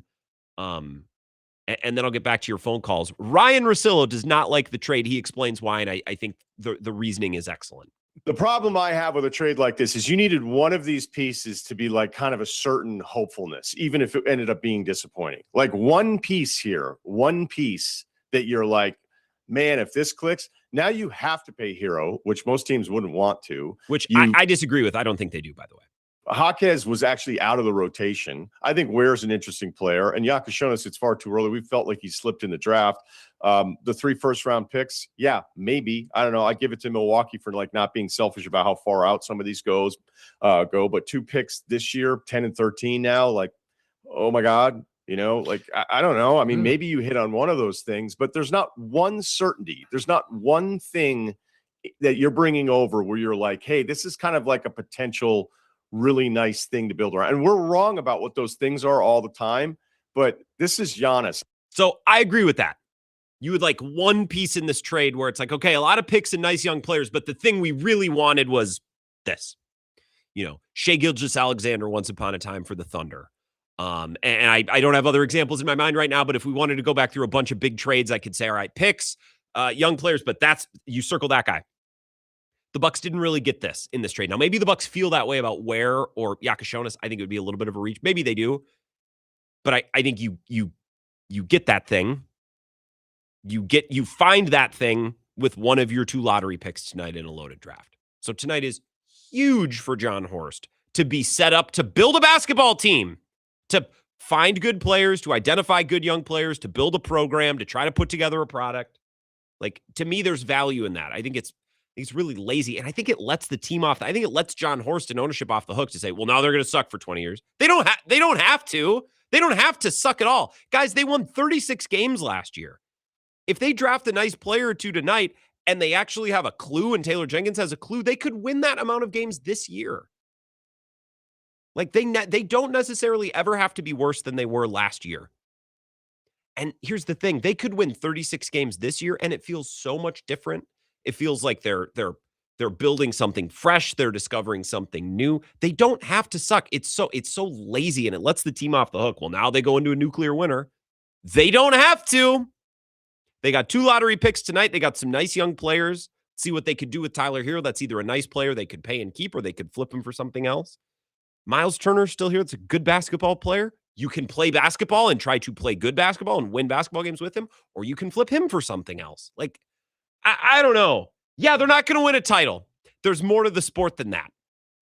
And I think to say, well, now they'll just suck. Well, you're completely and totally letting the Bucks off the hook if that's your your complete and total approach. 608-321-1670. Some of your calls here. Wisco Sports Show. Who's this? Grant, it's Q. Q. Good evening, Q. I'm gonna take you on a little time machine here to 2013. The Boston Celtics had just traded Kevin Garnett and Paul Pierce to the Brooklyn Nets. Mm-hmm. In return, they got Gerald Wallace, Chris Humphries, Keith Bogans, Marshawn Brooks, Chris Joseph, a bunch of nobodies, right? Yeah. But they also got 3 future first-round picks and a 2017 swap option. And the rest is history. They drafted Jason Tatum in 2010 with the first overall pick, and they also used one of the other first-round picks to draft Jaylen Brown. And that propelled them to their next championship era. That is what John Horst is trying to do here.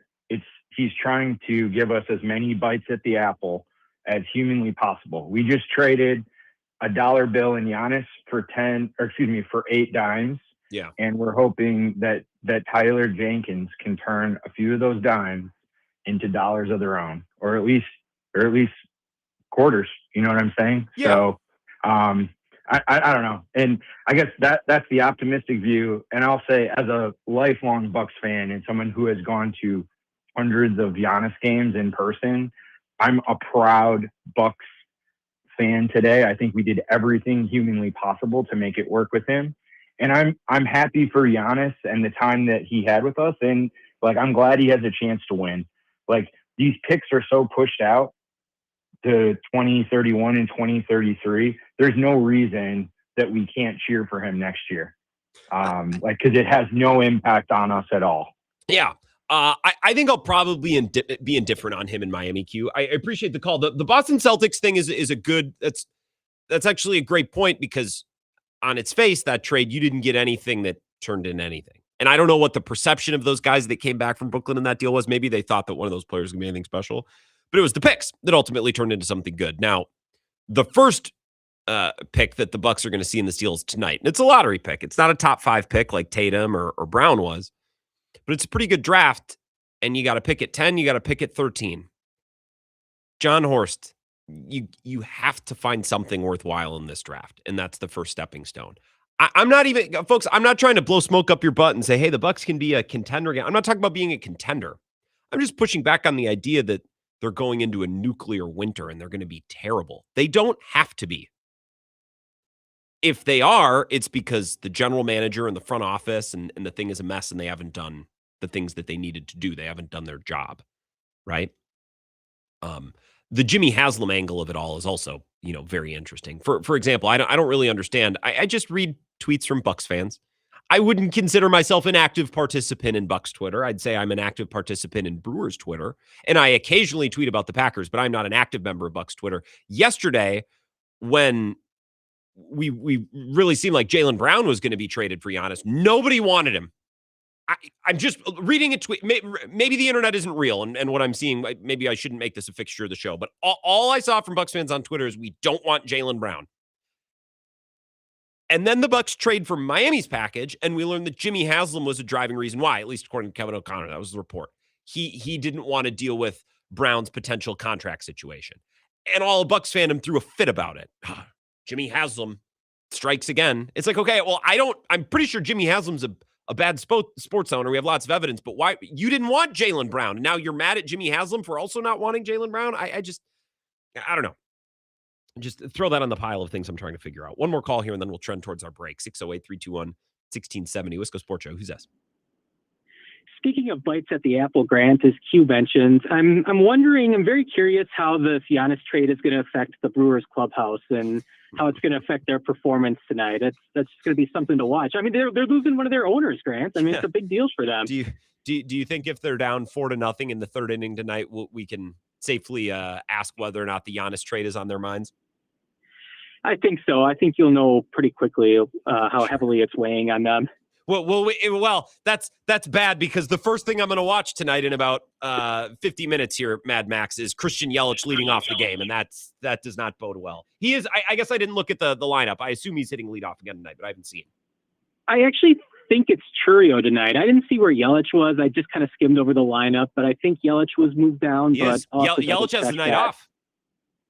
Oh, good, even better. He must be really taking the news hard. I agree. That's great news. All right, we got our A lineup in there tonight. Thank God. All right. All Excellent. right. Beautiful. Yeah, but anyways, Grant, with Tyler Hero, I think one thing about Hero is that I've seen it on like Badgers Twitter and in Badger group chats today too. People need to get over what happened 10 years ago or so with him not choosing Wisconsin and going to Kentucky instead. I mean, I didn't realize this is something that we're still mad about, but I saw people say things like, oh, we're going to boo him or we really need to trade him. It's just like, get over it, guys. And David Monona actually made a really good point on the morning show about this too. It was Bronson Koenig and Nigel Hayes who, for some reason, had a vendetta against the program at the time, and they convinced Hero not to go there, it sounds like. Yeah, I've talked about this with Zach and others. It was, this is more recent, I guess. But it's interesting because a lot of these alumni, they talk with potential recruits. People ask around, it's a smaller basketball community. And I don't know that a lot of Badgers or former Badgers, people related to, Badgers or former Badgers in the state of Wisconsin always give the most glowing reviews, which is weird. Tyler Hero went to Kentucky. It was the right choice. So boom at the time, it was a long time ago. I'm mostly over it. But also, like, a lot of the state hates him for spurning Wisconsin. And then Milwaukee hates him because he's, beaten the Bucks in a series. It's like nobody in the state of Wisconsin likes him. I'm kind of over it all. He's a fine basketball player. I'll take him on the team this year unless they can get something good for him. Yeah, and like you mentioned, Haslam went with the Heat deal instead of the Celtics because, Hero, unlike Jaylen Brown, he was worried that Jaylen Brown, if he came here, he'd want out and he wouldn't really have any options. He'd have to trade him. But I think with Hero, he said he's excited to come home and he'd be willing to sign an extension if offered to him. So I think that gives Haslam more options. I still think he could end up in Detroit because I think just from watching Detroit in the playoffs, he's kind of the player that they need. I mean, they were a tough defensive-minded team, but I think they need another shooter, and Hero can be a pretty dynamic scorer if he's healthy. But just one more thing, Grant. Mm-hmm. If the Heroes, being a Greenfield family, they're going to be at a lot of games at the Fiserv Forum. I just hope somebody told Tyler Hero's dad that Trump won and he doesn't have to use the women's bathrooms at the Fiserv Forum anymore. I didn't know. Appreciate it, man, Max. I didn't know where you're going with that. Let's label the bathrooms a little bit better, maybe at Fiserv Forum. Let's take some of the money that we saved on the Giannis extension for more clear and conventional labeling of the bathroom entrances. Not like a big W that's angled along the just a good old fashioned plaque. Can we retrofit some of the Fiserv Forum bathrooms, please? And thank you. Yeah, let's reset our thoughts from the beginning of the show. Mad Max kind of mentioned something there, comparing the Boston offer and the Miami offer. So what the Bucks ultimately got out of Miami, I think, is just about everything they could have wanted.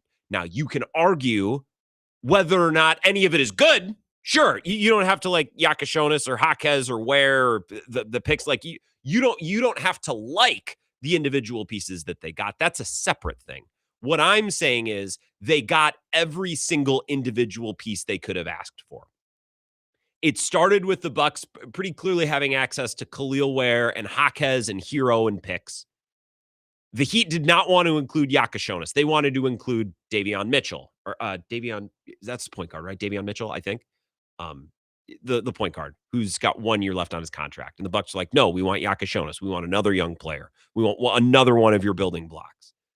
And eventually they got Miami to offer everything. At first it started the Heat were like, all right, we'll give you A, B, but you won't get C. We'll give you 1 and 2, but you don't get 3. And the Bucks kind of just kept on saying, you give us all of it. And your team building down the road is your problem, not ours. And I think a big reason why the Bucks were able to get everything on the table from Miami is that the Celtics entered the fray and threw a pretty big hunk of meat on the table. And we spent an hour at least talking about this yesterday, Jaylen Brown. It sounds like Boston drew the line at Jaylen Brown and 2 picks. And the Bucks wanted another pick or another swap and or Baylor Shireman or Hugo Gonzalez, and the Celtics said no. But the Celtics offering Jaylen Brown and picks, that's a meaty offer. That's a worthwhile offer that forces Miami to include that final little piece that I think Milwaukee was holding out for, which seems like it was Yakashonis. Here's Shams on ESPN earlier today talking about why the Celtics offer came up short. So, Michael, my understanding is the Celtics aggressively pursued Giannis this draft period cycle. They went after him at the deadline as well, but clearly nothing came to fruition. But at this cycle here with the draft, the Celtics offered Jaylen Brown, the 2024 Finals MVP, and I'm told 2 unprotected first-round draft picks. And so the holdup in those conversations ultimately became the Bucks wanted more assets. They wanted a couple young players, Hugo Gonzalez, Baylor Shireman, potentially others. They wanted more first-round picks, more swaps. But was there a middle ground to be had? But at the end of the day, my understanding is the Celtics were not willing to part with enough young players and assets to get a deal done. The offer stood as Jaylen Brown and a couple first-round picks. So now, if you're Boston, there is going to be fallout from this, some hard conversations, because for the second time in 4 years, the Celtics have offered Jaylen Brown. So that's why. Now, what I would like to know is if the Celtics did offer the full banana. You can have Brown and 2 first-round picks and Hugo Gonzalez and let's say a swap or a second-rounder. If they offered the Bucks 10 out of 10, the Heat offered 10 out of 10, the Celtics offered like 8 out of 10. If the Celtics would have gone 10 out of 10, would the Bucks have taken the Jaylen Brown-centric offer? We learned from Kevin O'Connor today, these are all vested, tapped NBA insiders. You can question where their information is coming from and the motivation of that information. I'm just passing along what we've been told. Kevin O'Connor said, sources say Bucks owner Jimmy Haslam was a driving force in taking the Heat deal for Giannis over Boston's offer. Haslam didn't want to risk Jaylen Brown wanting out of Milwaukee in a year after dealing with Giannis and Myles Garrett trade demands. Haslam wanted certainty, and the Miami deal provided more of that with more total assets in return to Milwaukee. The Myles Garrett trade, I almost don't like that that's being included. I understand that Haslam owns the Browns. They're different sports, and I also don't know that it was untenable behind the scenes with Myles Garrett. What we were told is the Browns were absolutely not dealing him, and then the Rams came in and said, well, what if we give you Jared Verse? I love that deal for Cleveland. I think that's a great deal. They got all of the picks and then also a stud young pass rusher that better fits their timeline. So I like the Myles Garrett trade for the Browns. I don't think it's going to amount to anything and they won't win anything because they're stupid. But I like that. I like that trade. So set the Myles Garrett thing to the side. Everyone keeps bringing that up and it's smart. You got to remember he also owns a football team and they also made a I don't think they're connected. But the Giannis situation over the last year, I do think is instructive in that the Bucks just came out of a calendar year where they dealt with a superstar player who was a pill the entire time, wanted out, wasn't bought in, and Giannis even admitted, Jim Ozarski sharing this in Journal Sentinel, saying Antetokounmpo waffled on his commitment to the team throughout the season, which he said he regretted in an April podcast. Giannis was so out to lunch this season to the point where he even said, I'd probably, if I could go back and do it differently, maybe I would. That's the season that the Bucks just experienced. They just experienced a season with a star player. It's like, how are we supposed to build? How are we supposed to build anything or accomplish anything when our cornerstone piece here is out to lunch? And Giannis was. So did Bucks ownership, were they completely out? Bucks ownership and management completely out on Jaylen Brown just because they didn't want to risk that happening again? Or were they out on Jaylen Brown and they took the Miami deal because they didn't want the drama of Jaylen Brown and also needed some more picks? Like if the Celtics had offered more picks and players, would that have been the case? Things we'll probably never know, but things that are funny and interesting to think about. More of your Bucks calls on the other side. I have some more commentary from Nick Wright. First things first, I thought he hit the nail on the head in a couple of different Giannis topics today. So we'll get to that next. This is the Wisco Sports Show. Bills.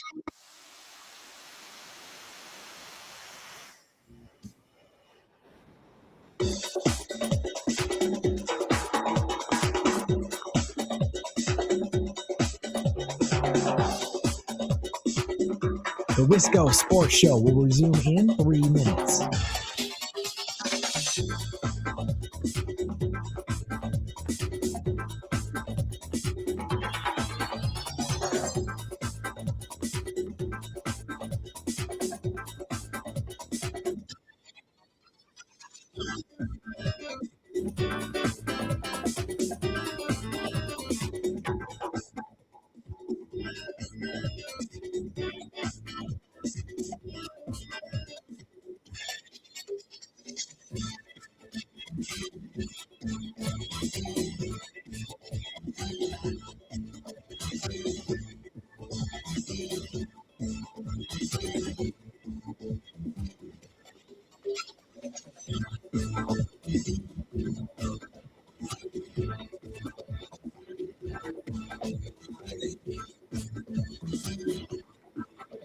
The Wisco Sports Show will resume in 2 minutes.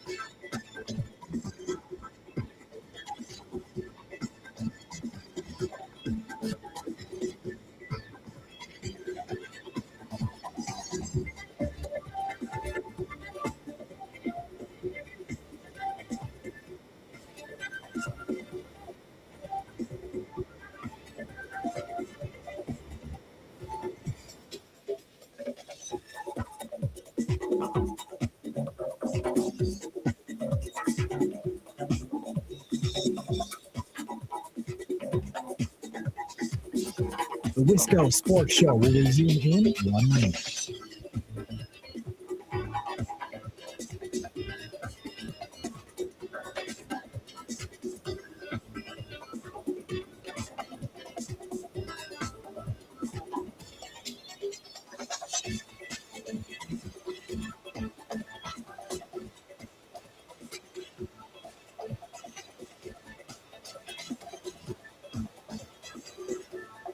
The Wisco Sports Show will resume in 30 seconds.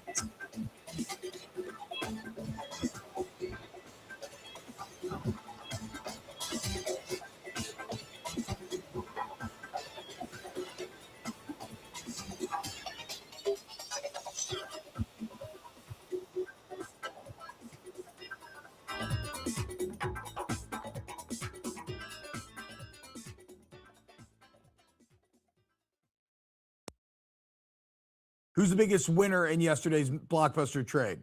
The Milwaukee Bucks, because they collected a bunch of assets. They have 2 top 13 picks in tonight's NBA draft in what is a generational draft class. I think that this draft class will go down as one of the best that we've seen in the last 25, 30 years.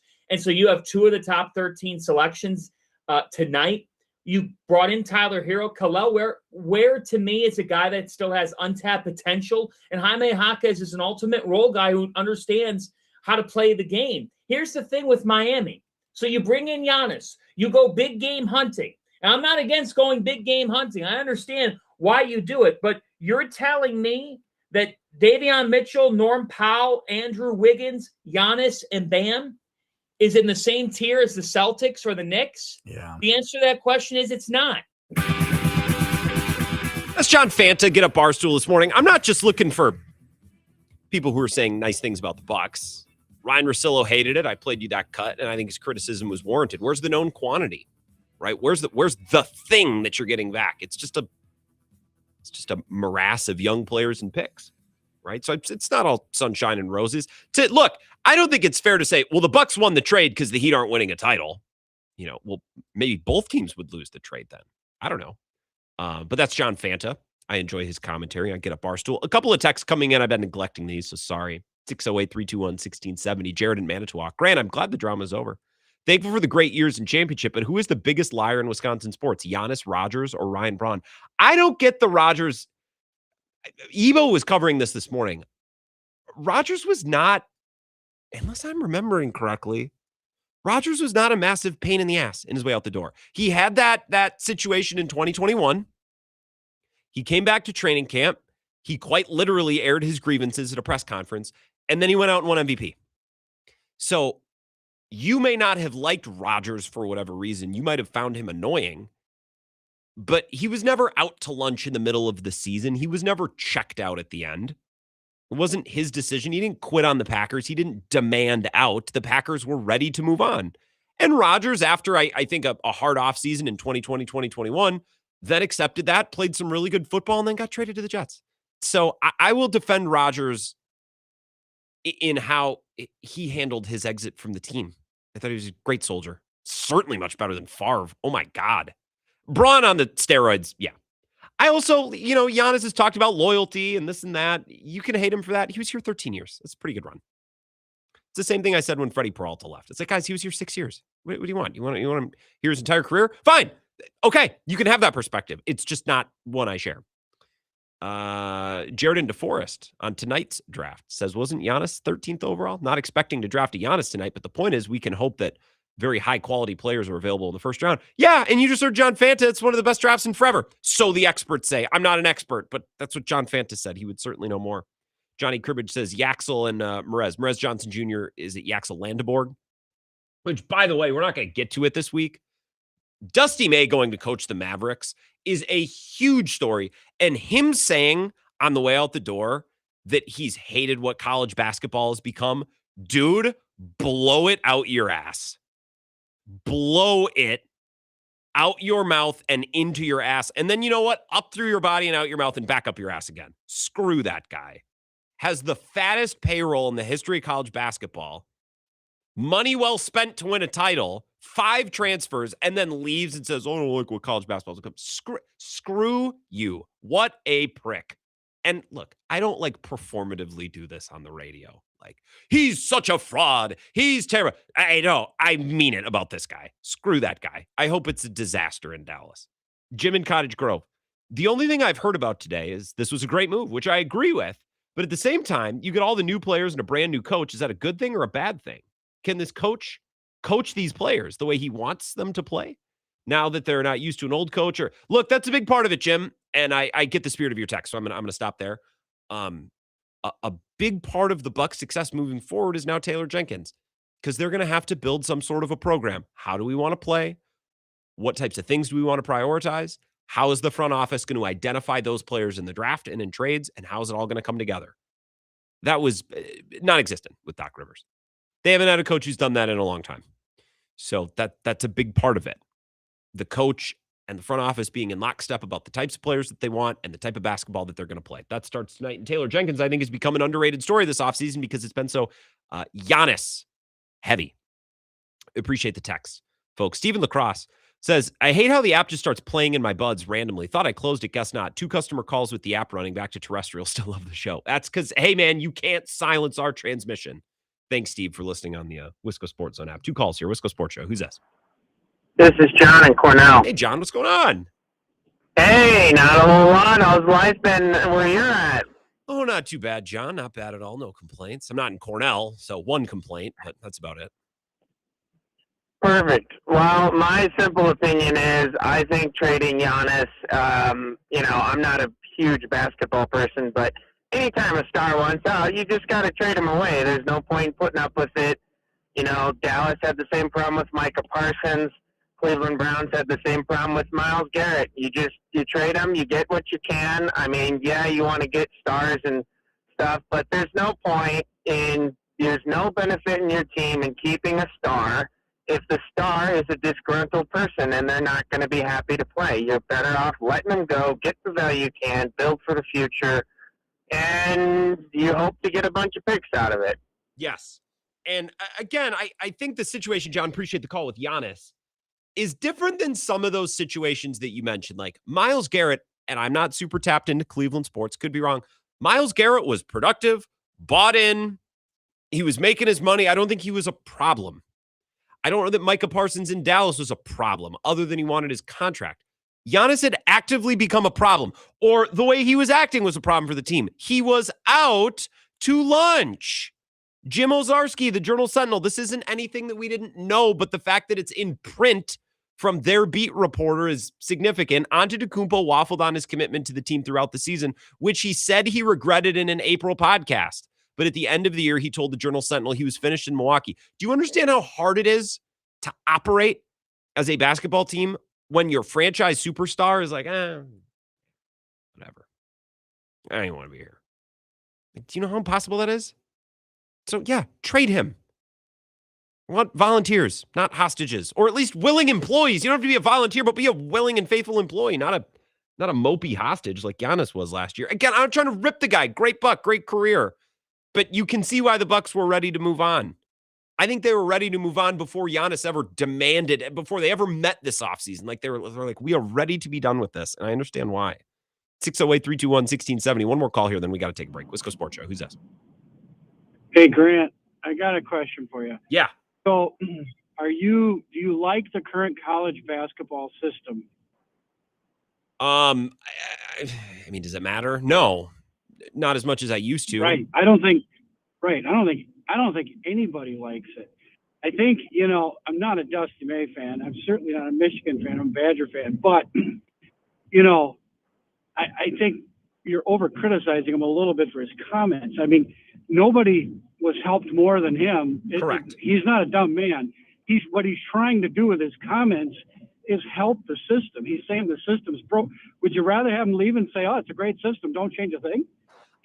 I think he's being intellectual with his comments and trying to say the system is not good, it's broke, it needs to be worked on. So I'm good with his comment. So I guess that's a fair bit of, that's fair. That's fine. I appreciate the call. I can't believe that that's coming from him. I don't like him. I don't like Michigan.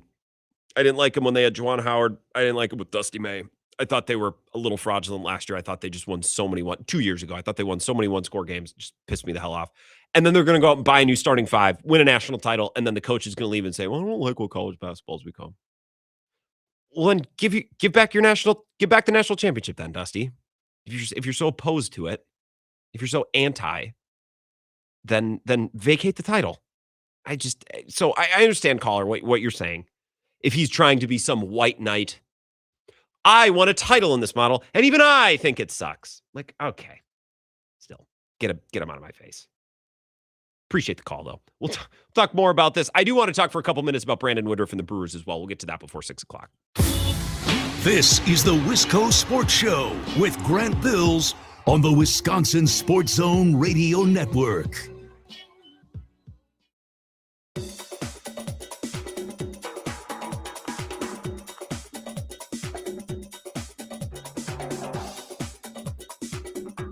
The Wisco Sports Show will resume in 5 minutes.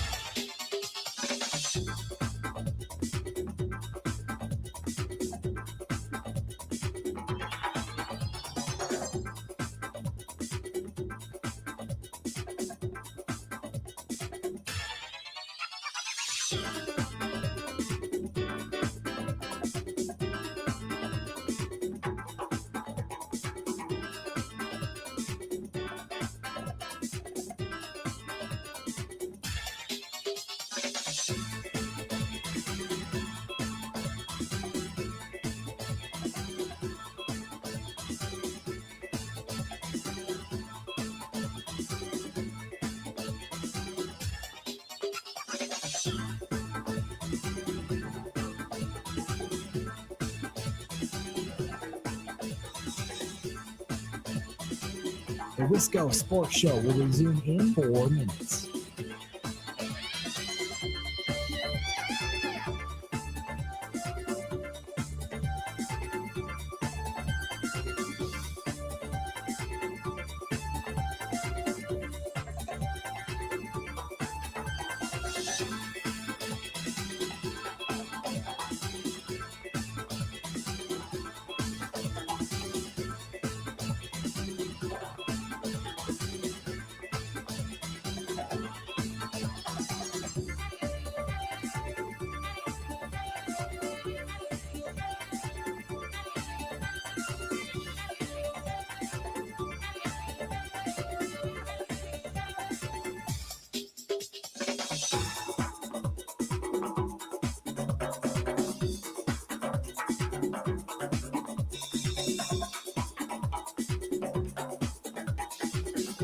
The Wisco Sports Show will resume in 3 minutes.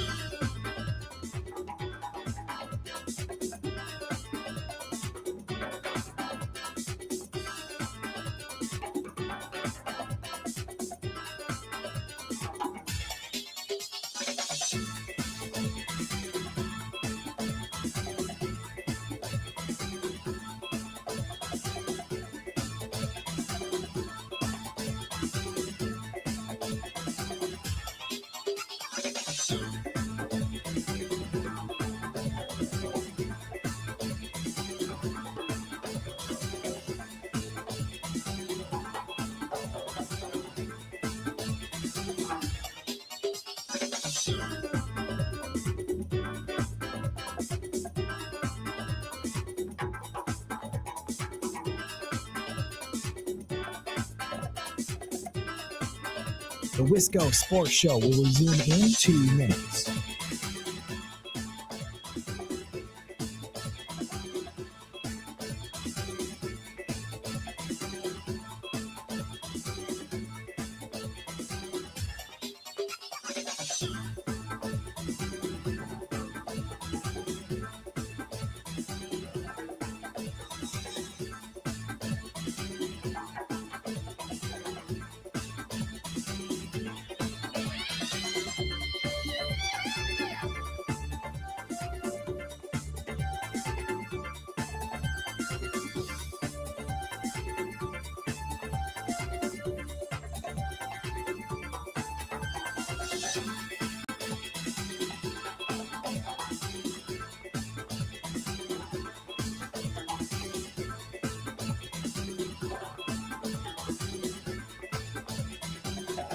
The Wisco Sports Show will resume in 1 minute.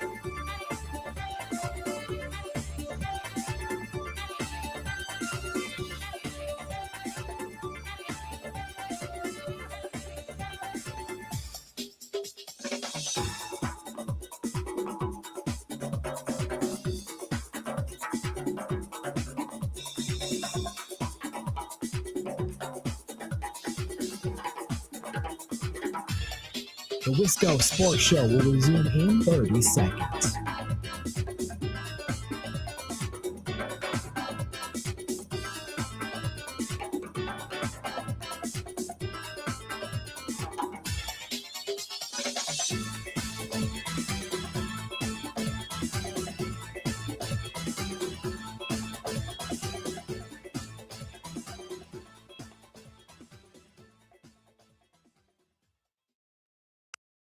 Other than Steph Curry, Giannis to Milwaukee was the single most significant player to an organization in the NBA, given that LeBron is no longer in Cleveland. In 2014-15, there was a provision in the sale of the team that said if they could not get financing for a new stadium, the league could buy the Bucks and they were going to move the Milwaukee Bucks out of Milwaukee. And Giannis saved professional basketball in the city of Milwaukee. Every Bucks fan will refer to the Fiserv Forum as the house that Giannis built. He's a 2-time MVP. He's one of 3 guys ever to win MVP and Defensive Player of the Year in the same year. He scores 50 in a closeout game in the building that he helped finance. He is the most important player in the history of that franchise and that city. So I do think it is sad and that he is leaving Milwaukee. I was hoping that he was going to be Duncan or Dirk or Kobe and play for one team for forever. And on an emotional level, I do think Giannis is going to regret this. Diddy Parkins on FS1 earlier today. Strong commentary. I wonder if Giannis will regret this. If you have any final thoughts today on Giannis, we'll do a couple more minutes here, and then I want to talk about an NFL thing and a Brewers thing as we wrap up the show. Who was it a year ago or so? It was a former NBA player who was on a talk show. Basically did this. I remember watching the segment, did a message kind of directed at Giannis like, hey, man, I left back in the day. I wish I wouldn't have. Looking back, I wish I would have stayed. Maybe it was Dwight Howard talking about leaving Orlando. And I bet you could talk to a lot of NBA players who have asked for a trade or I couldn't wait to get out of there in free agency. And then they look back and it's like, oh, I actually had it pretty good. I don't know if that's a way that you can live your life. I think a lot of us look back fondly at a place we once were when we used to live on this street at this house, but now we live in a nicer house in a nicer street. But we look back and we have, nostalgia. I miss when I had this job, even though I didn't make as much money and the benefits weren't as good. But in my mind, I really like who I worked with and I was happier. Well, were you, or were you just younger? And we always want what we don't have, and we have nostalgia for things. So I think a lot of players would look back. You've heard Rodgers wax nostalgic about this countless times. Well, when I first got into the league, we had 2-a-day practices. Brady Papinga, and it's always Brady Papinga. There's always nostalgia for athletes early on in their career with their first team or with their first coach. So if the question is, will Giannis regret this? I don't know. I think if you were to ask most players, do you wish you still played there? Or if you ask most people, do you wish you were still there? A lot of people would say, well, yeah. Do they really? Maybe, maybe not, but it's probably more so nostalgia and the way we long for things the way they used to be, always. I don't think Giannis is going to win a title in Miami. I would bet against him making a conference finals in Miami. As of right now, I might bet against him ever getting past the second round. Let's think of the teams in the East. Detroit was the 1 seed. I think they're better than Miami. New York just won the title. I think they're better. Boston, another year back with Jason Tatum, and they might have some moves up their sleeve. I think they're better. Indiana should be back towards the swing of things. I don't know if they'll be better, but they'll be right there. Atlanta should be coming along and growing, and I really like some of their young players. I think that team would be better. I don't know about Charlotte. I don't know about Orlando. Those were teams that were all better than Miami this year. And I know none of those teams added Giannis, but the Heat are Bam and Giannis and Bobby Portis, and let's see if we can recruit Klay Thompson. Let's see if we can recruit John Morant. They've become what the Bucks were with Giannis at the end, minus the culture and the coaching, of course. Mike Brown just won an NBA Finals, by the way. That's what I keep bringing up. Well, they have Spo. Mike Brown just won the Finals. Does anyone think Mike Brown is some super-duper star coach? I mean, I don't. But I don't think coaching is the thing. I think it's a thing. I don't think it's the thing. The real bummer now for Giannis's career is if his outlook in Miami is what I think it is, which is maybe the ceiling of a second-round appearance. We haven't seen him past the second round since 2022. When he was awesome, he was great in that series against Boston. He needed a wingman. Chris Middleton wasn't there, and they lost to the eventual Eastern Conference Championships champion, and probably the team that should have won it all. Boston probably should have won it all that year. They kind of gagged it away a little bit against the Warriors. And that's the last time we've seen Giannis pass the first round. And I don't know that we're going to see any deep, significant playoff runs from Giannis in Miami. So will he regret leaving? I don't know. Is it better to play out your career with no deep playoff runs with the same team, or to try to go somewhere else and do it and come up short? I'm always a proponent of trying things even if it doesn't work. So I don't really hold this against Giannis. And he was only in control so much as to which teams he could say he'd extend with, which I guess was Minnesota, Boston, and Miami. And Miami had the most reason of any of those teams. Minnesota wasn't going to blow it up for Giannis. Boston wasn't going to blow it up for Giannis, although they were trending that way. They were getting pretty darn close. Miami was, because Miami had no other option. So he's in Miami. And I just don't know that we're going to see a significant playoff run from him in Miami, especially because now, I was watching ESPN this morning. I was watching Get Up in Sports Center. I like Brian Windhorst. I can't remember who else was on. It was Windy. I mean, Shams was contributing. I like Windhorst. Windhorst is like a watchable, worthwhile analyst on an ESPN morning show. And he and others pointed out today that, well, I think with the Heat, it's going to be a year or two process here to get that thing rounded out and filled out. Might not happen this year, but it might happen next year. It's like, okay, so now Giannis is another year older, another year of wear and tear. Talking about him being 33. I don't get the shape of it. And it's a bummer because we haven't seen any deep, significant playoff moments with Giannis in a while. And I think part of that is Giannis getting hurt. Part of that is Chris Middleton getting hurt. Part of that is the Bucks botching, the coaching hire of Adrian Griffin. How much of that was, Giannis is doing. I think he shares some responsibility there. I think most of it is Giannis got older, the roster got older, things got expensive, and it just stopped working. I think the Bucks fully extended themselves and then some to do every possible thing and to push every possible button. I don't really hold any of this against the Bucks. I don't really hold any of it against Giannis. It's divorce. Divorce happens. Especially when it makes sense for both parties. And in this instance, I think it did. We'll talk a little bit about Brandon Woodruff and an NFL headline that's worth mentioning before we wrap up the show next. This is the Wisco Sports Show with Grant Bills on the Wisconsin Sports Zone Radio Network. Shop.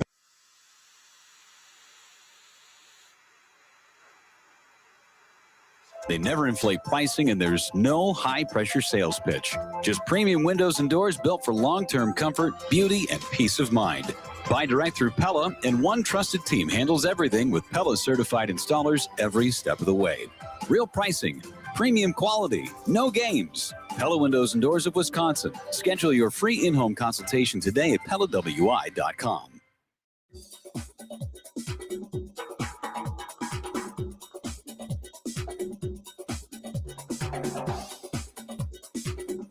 The Wisco Sports Show will resume in 3 minutes.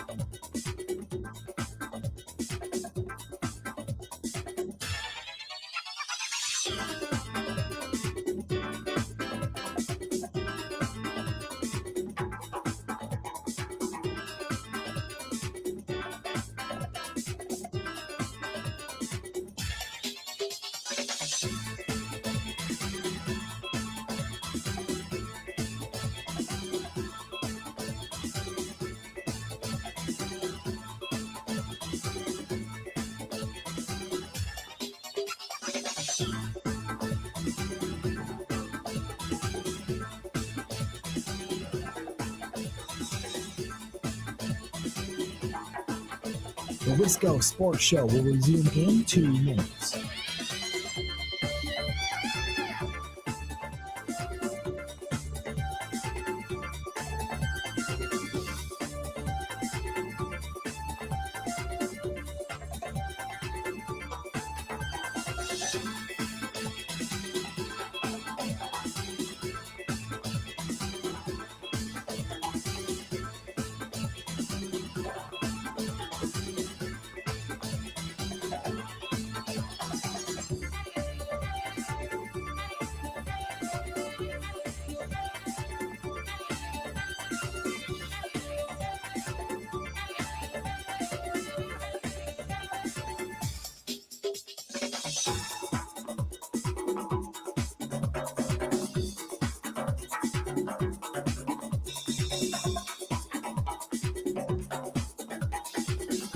The Wisco Sports Show will resume in 1 minute.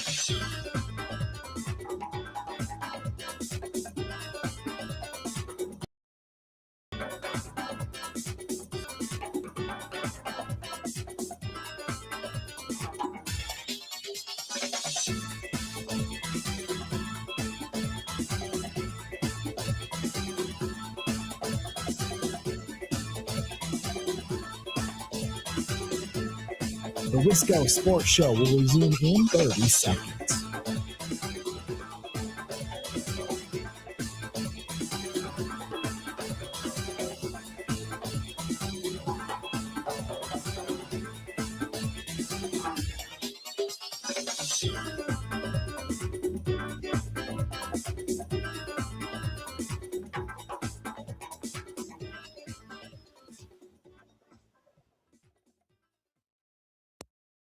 Yeah, I just was really, really happy for him and really happy for our team because what he means to the club and how he goes about his business. And yeah, it's just, he's special, man.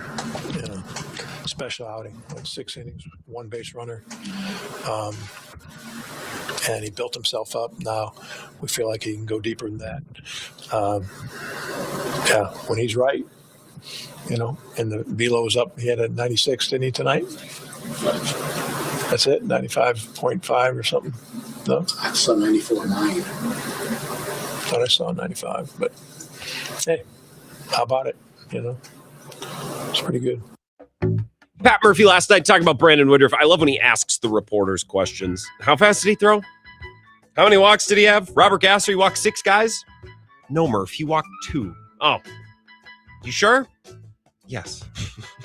Overinflates the walk too many guys. How many you walked? 5? No, 2, Pat. He walked 2. Brandon Woodruff last night. He doesn't need to be that elite every time he pitches. Can he just be stable? Can he just be a standard every 5 days? That's what they're lacking in the back half of the rotation right now. Exhibit A takes the mound in about 15 minutes. Brandon's pro. Like, yeah, Brandon Sproat's got nasty stuff. What difference does it make if you're spraying it all over the place and you can't get through 4 innings, which we've seen in the past plenty of times? Brandon Woodruff, his arm is dangling from his body by a loose skin flap, and he can go out there and get through 5-6 innings. Brandon Sproat in the 4th, he's like, I've lost the control on my fastball. God. This is why the loss of Logan Henderson has, I think, been more felt for the Brewers, because Logan Henderson does not have the nasty stuff of Brandon Sproat or Harrison or Mizrowski.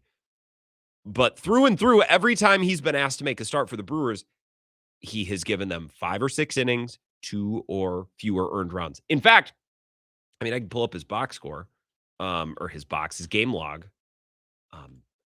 He's just been, Logan Henderson, a model of consistency, working backwards here. 5 innings, 0 earned runs. 5 innings, 1 earned run. 5 innings, 2 earned runs. 6 innings, 2 earned runs. Like, that's what he's provided. And they could really use that guy, because Shane Drowan is not really a proven true starter yet. That remains a little bit of a question mark, although he's been okay. Sproat is the world's biggest question mark. He's a question mark wrapped in a question mark. And Brandon Woodruff just hasn't been healthy. But if he's healthy and able to pitch, I feel pretty good about getting 5 innings, 2 runs or less from Brandon Woodruff, 2-3 runs less. I feel like you can count on a quality start. He's going to go out there and figure out a way to do it. Because I like listening to Brandon Woodruff so much, let's listen to just a little bit of him describing his start last night, and then a final thought maybe on the lineup tonight. Christian Yelich absent from that lineup. Here's Woodruff. I try not to think too much when I get out there. I try to get in the flow of the game with William, pitch calling, trying to read the swings. That's the kind of only thing I'm thinking about. But we've put in a lot of work here the last couple of weeks, leading up to today, in between starts, trying to get the delivery back to consistent, and getting some more direction towards home plate. And to be honest, it took me a couple innings to find it there. I almost made a switch. Like, I'm having a little bit of trouble just finding my rhythm in the windup right now, and so I almost just made a switch to go straight stretch there in the first couple innings. And going 3-0 to a bunch of guys is not ideal, but I was able to battle back, and so that was good. But I think what you're implying is, as the game is going on, you're asking me if I'm paying attention to well, to the I'm thinking hits, more or? like both. Okay. There's no hits, and then that fastball, the readings kept going up. Yeah, I think it's just one of those things. I've always been a slow starter, but in the past, before surgery, it's more of the 93, 94, and then it goes up. Now it's a little less than that, and that's okay. I just try to put the ball in good spots, and the hitter tells me everything. So if I'm seeing guys, if they're late, whether it's 90, 91, it still plays, and I try to treat it that way. And I didn't realize the velo was climbing in the 3rd through the 6th innings, but that's a good sign for me. So, yeah, all in all, it was good. Brandon Woodruff, again, I listened to that, and I'm like, that's just a guy who knows how to pitch, man. He's just a pitcher. Brandon Sproat has been gifted velocity and movement and all this stuff, and the dude's struggling. Brandon Woodruff's like, yeah, I was battling my delivery a little bit. I couldn't really figure out how if I wanted to come out of the stretch or this or that. Perfect game through 6 innings. Okay. No Yelich in the lineup tonight. Churio, Terang, Contreras, Vaughn, Bauer, Sanchez, Perkins, Pratt, Ortiz. Let's hit some home runs, please. You're in Cincinnati. Hit some home runs. Should help not having Yelich as a boat anchor in the leadoff spot tonight. Enjoy the evening and the NBA draft. We'll talk about it all tomorrow. Thank you for listening always.